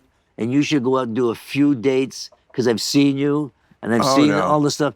There's no rush like it, Bill. You can. There's no rush like it. I know. For an hour and a half? We've been there. I get it. I get it. I know. But never say no.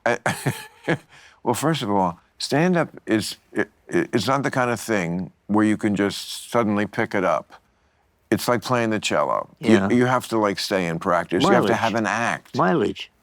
Well, you got to work. Yeah. You know, I mean, I always had not always, but I always had 2 jobs: my TV show, and then stand-up, and then I added the podcast. So for a while, I did 3 jobs. 2's plenty, and travel is not healthy.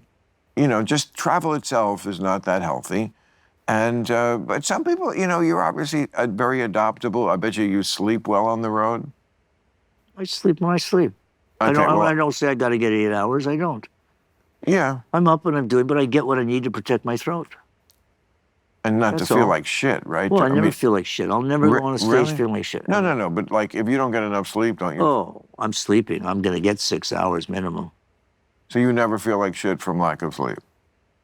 Because I do. On the road? Oh. Anywhere. Oh, anywhere, yeah. Oh. Oh, no. When I'm not on stage or committed there, oh, fuck yeah. No, I'm not saying you can't. I mean, we work. Look, we're from a generation that we work even when we don't feel good. That's, you know, they smile when they are low. You know, come on, that's not how the kids are today. No, they're weak. I mean...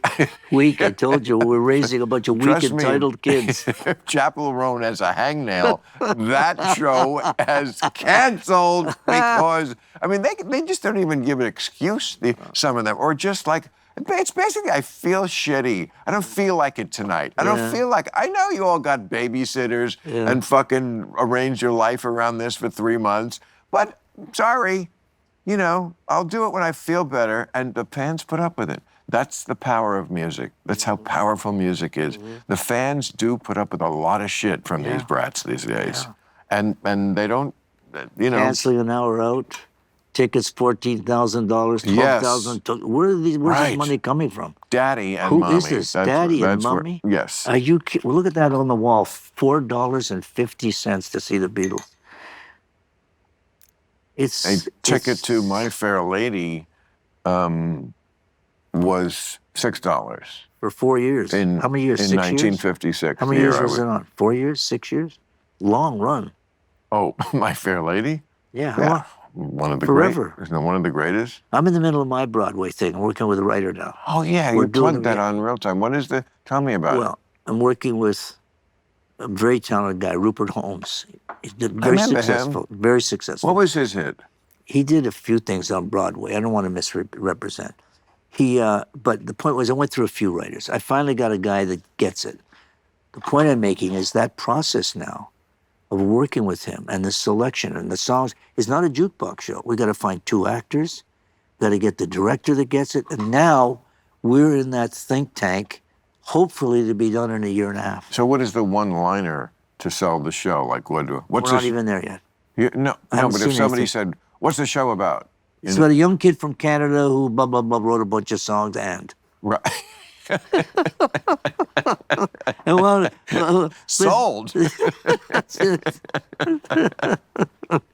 Yeah. You had me in Canada because I love the Canadians. Oh, I love Canada. Those are my I have a people. lot of history in Canada, Yeah, and it is different. I mean, no question. I remember Yeah. not that long, maybe 10 years ago, I was there a lot. I was seeing somebody there, and I was in a bar in Toronto with a bunch of her friends, and there's a lot of drinks, and I think I tipped the bartender like twice, and the third time I went to do it, he pushed it back. And he said, no, you give me enough. And I was like, in America, you could be arrested. That's right.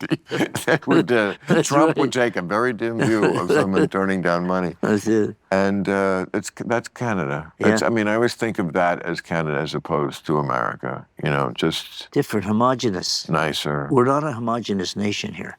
You look at homogenous nations, Asian, wherever, different cultures. We're not homogenous. That's been part of what we have to deal with, but that's the greatness of America. Yeah. But Canada is homogenous. Only now are they feeling it. A city like Toronto, there's over 400,000 immigrants, Yeah. and their crime rate has gone through the roof. Yeah. No, Canada and England. Oh, that's both a whole other are, 8 million. in my lifetime, and again, this is not a complaint, haters. Yeah, right. For the better, became way more diverse. I was in London for the first time in 1984. So I'm not saying it was better that it was an all-white city. I'm glad historically I got to see this thing back when, like, it looked like World War II Britain. The food was horrible. Everything was Brussels sprouts and some boiled. There is no English cuisine. Right. The television had 2 channels. That's right. There was an England. That's right. And I'm not saying it was all better. And I think London now is like, it's like, I think 70% minority or something. Yeah. And So we're 9 million. this is called progress. That's and right. I'm they're leaving England, just al- like France. But I'm always having to beg progressives to, like, enjoy the product you're selling, progress. They really hate progress. Yeah. There's something about their psyche that has to say, no, we haven't done enough. Yeah, of course we haven't done enough. Yeah. But we did this. Yeah. Could you just take the W once in a while? That's right. Do we always have to bitch? Yeah. I mean, if I wanted bitching, I'd get married. Yeah. It's a different landscape out there today, big time, certainly on this part of the world. I mean, you look at Sweden the other day. They're vetting out those that they let in. If they don't have jobs, they're going back again. And I've spent a lot of time in Scandinavia, and they're a whole other different culture over there. What was the name of the sisters over there? There was only one. The only sisters were the Kessler girls. Oh, really? No, they were little blonde beauties with blue eyes. And I was up there singing my little heart out, sending my roadie out. That one, that one, that one. We were stopping from city to city. I've taken them in the woods up against a tree. I couldn't wait another 2 hours. I was a naughty boy. I'm so glad you can enjoy your past. Like, I'm telling you, this is At 84, but so I know, what? but What am I hiding? No, Why? Sweetheart, You get it. This is the right attitude. Of course. I'm just trying to tell you, Yeah. it's rare. People just don't have the confidence, the assurance, the made manness that you possess to just do that, because they're afraid, and there's nothing more attractive than actually not being afraid. Right. Especially since you're not saying anything that controversial. Listen, doesn't anybody dream about jumping out of a car with a beauty and running in the woods up against an oak tree? Of course. What? Why are you going to spend money on a room in Rachmelberg? No, I had some great times over there. It was a cool country. Yeah. You seem like you were always having a great time. You gotta have fun, Bill. I realized somewhere along the way you gotta have fun, man. Humor is the final refuge of sanity. If I meet someone with no humor, bye-bye. Right. Bye-bye. And I've sat at many tables. Gotta have fun, buddy. Well, I mean, that sing into is the one of the choir. good things about being single is like you decide who you get to be with. Yeah. I mean, when you're in a couple, I mean, I'm not knocking it. I've done it, and there are things about it that are amazing, but everything is a negotiation sometimes. It's a business. It is a business, right from the get-go. Okay, I They didn't don't say- understand. I'm telling said you, business. it's a business. You get involved. They don't understand what they're getting marriage is- into today. Marriage is a business. Well, I'm sorry, it's a business. You can give me all the love you want, Hold on, but then you don't meet your wife. You don't know your wife till you meet her in court. let me call Hallmark before I forget this awesome idea. Well, it is literally a business in the sense that you enter into a legal relationship that involves the federal and state government, which is, to me, was always enough reason to say, why didn't you get married? Because I don't want to put my love life in the hands of the federal and state government. Mm-hmm. Now, if something happens and life is unpredictable, I have to involve the federal, that to me is insane. Yes. What a What a stupid sucker notion. bet. It's Total just- sucker bet. But Bill, So you wouldn't get married again, No. No. No. but you're open to a Bill, relationship. if I'm open to a relation and I'm with somebody and I'm with them and I don't go out at night till 10 in the morning without calling, right? You're married. Right. What are you Right. talking about? No, You're married. there's nothing like freedom. It's nothing like freedom and grace. To You be know. graceful and peace of mind and non-toxic in your world. Right. And people in serious, beautiful relationships can have freedom. I mean, not complete freedom in every way, perhaps, and that's appropriate, but like much more freedom than most relationships allow for. Yes. I mean, and once you make someone feel like they are in a prison, they're going to shiv you. We're breaking out, baby. You're gonna get a shiv. You're gonna make it out of something with the soap, and they're gonna fucking shiv you. No, not always, but it is. It's a world where you're taking on your problems and somebody else's problems, and they're doing that for you, and that's the deal. Hopefully. And sometimes. It's not the same. But I mean, and Me- sometimes it works out really great. Absolutely, there's no question. Right. But a lot of the young people today get it. They don't want to get married if they're not going to have kids. Oh, right. Why get married? Right. Oh, no. Why? I don't. And they, kids are very smart today. And well, they're savvy about certain things like that. Yeah, and I must tell you, They're and not I- educated. No, we don't want to talk about our educational system. No. They're not educated. Period. They're okay. teaching the wrong no, thing. but you're right. They're savvy Yeah. in a worldly kind of way. Yeah. And about social media, which gives them a great advantage over us. Yeah. Totally, We're like, big, we're like big time. the Yeah. apes, and they're, Yeah, but Bill, you know what? I'm gonna get a lot of flack for this, but by and large, kids are overrated. You're talking Overrated. to the right guy, bro. I mean, I see the stories and I hear the stories. It's frightening what's going on in some of these families Well, it's and the commitment that you put into them. And these women that work so hard. The only real person you'll ever meet in your life is your mother. In most cases, I must tell you. the New York Post sent some reporters down to spring break that's going on in Florida now. Yeah. And asked them, the kids on the beach, about the war in Iran. Didn't ring a bell. Nothing. I know. Strait of Hormuz. What's It that? sounds like a dish at a Lebanese restaurant. No, I had kimchi last night with pita bread. I mean, Ayatollah. What's an Ayatollah? Yeah. You know, Very true. I mean, my parents' generation who fought World War II, I asked my mother this, and, they're called the greatest generation. And I said, wow, you're the greatest generation. And she said, yeah, we weren't until the war came and we had to be. But I'm not really sure if the war came, these kids would, like my mother's and father's generation, I'm not sure they could get their shit together. But you have kids that age that are, how old is Well, your? I've got 6 kids. I got 5 girls Wow. in their 50s. I've got a son who's 20, and I have 20. I have 9, and I have 9 Okay, grandchildren. so do you and the 20-year-old have We're locked. You're Close, so real close. awesome. Real So close. he's not like makes you crazy with woke bullshit. No, he's cool. I talk to him all the time. He's cool. Listen, it's That's he's got a great. good head. He's figuring it out. It's poker, some chicks, weed. Has an opinion about what's going on. No. I sit and I vet his friends. I'm very proud of my son. I got a great son. Yeah, That's good yeah, very much. because 20, you're just it's You don't know that, the that 25, Bill. a male brain at 20 is maybe the worst thing of your whole life. Yeah. Anybody's life. Yeah. Really, you're old enough to be able to do damage in some way. And you do. And you do. And you don't have. Yeah. You just. Hey, everybody's been there, Bill. It's what it is, part of the process. You come in alone, you're going out alone. You make your choices.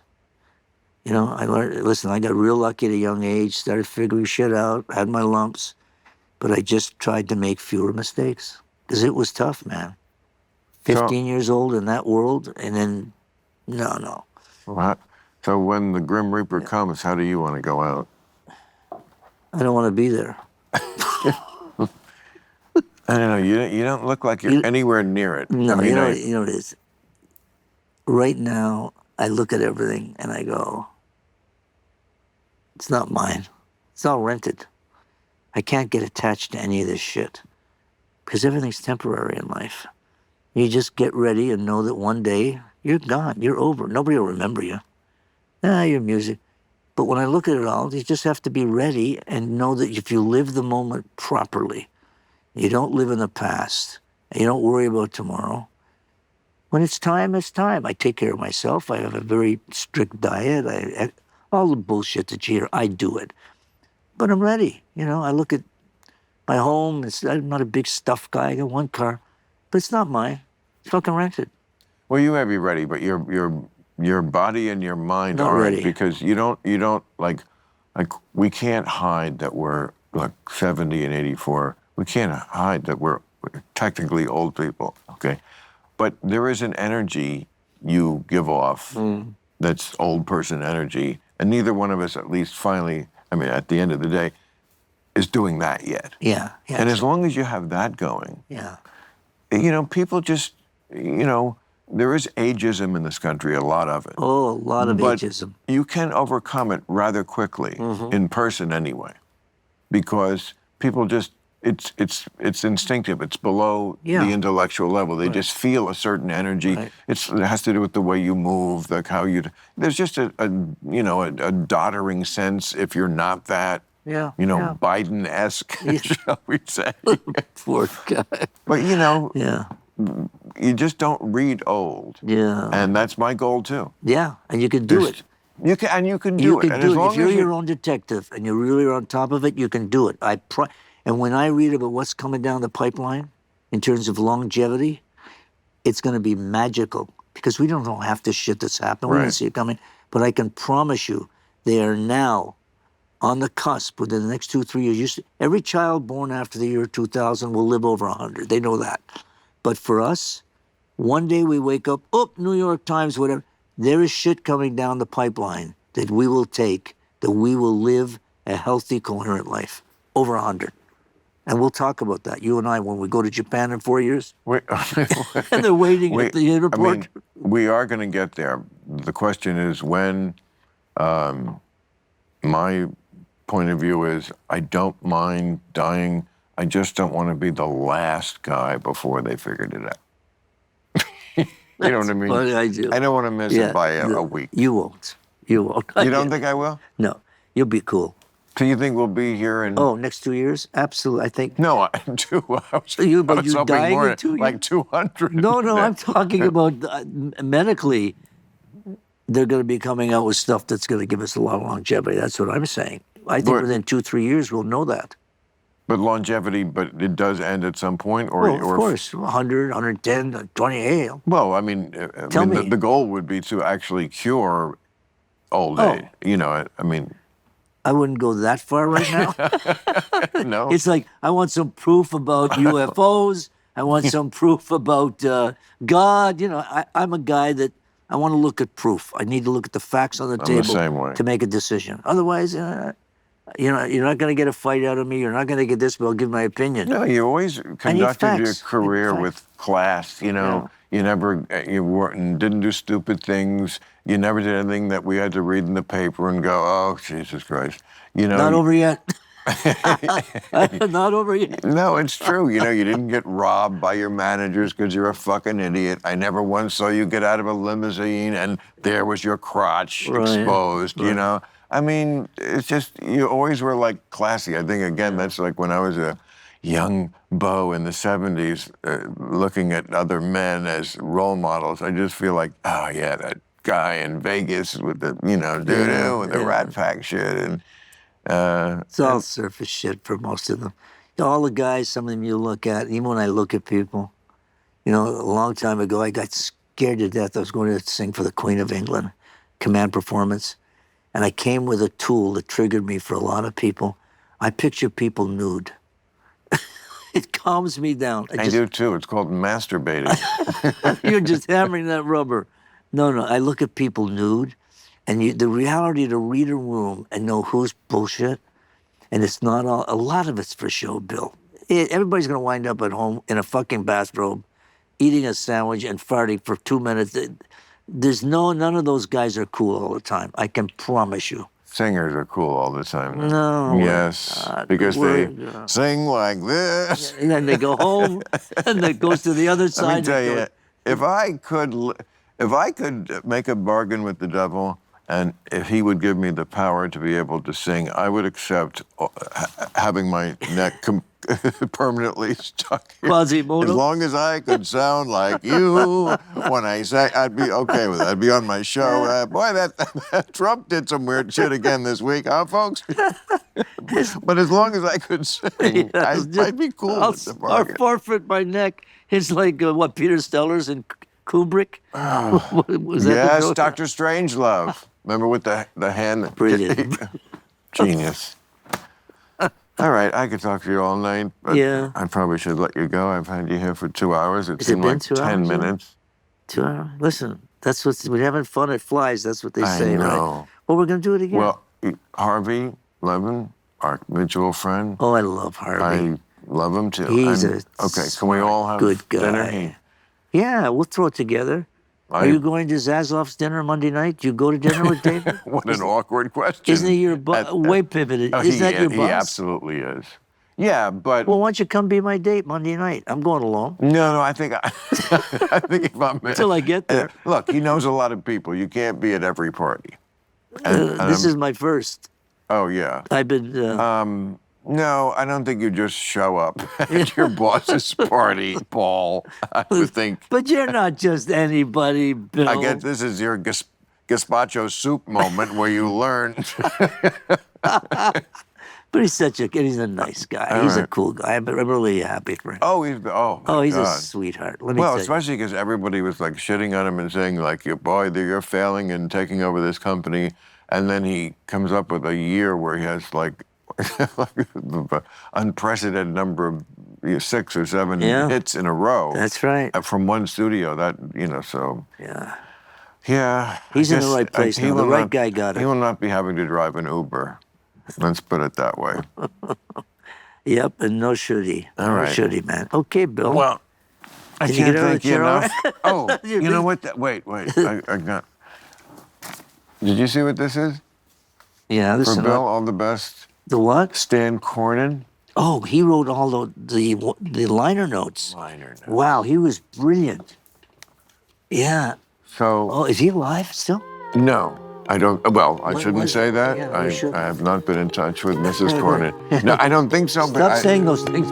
Club Random. You'll laugh at it though. Okay. It's like. Well, you make me laugh most of the time, so. Club Random.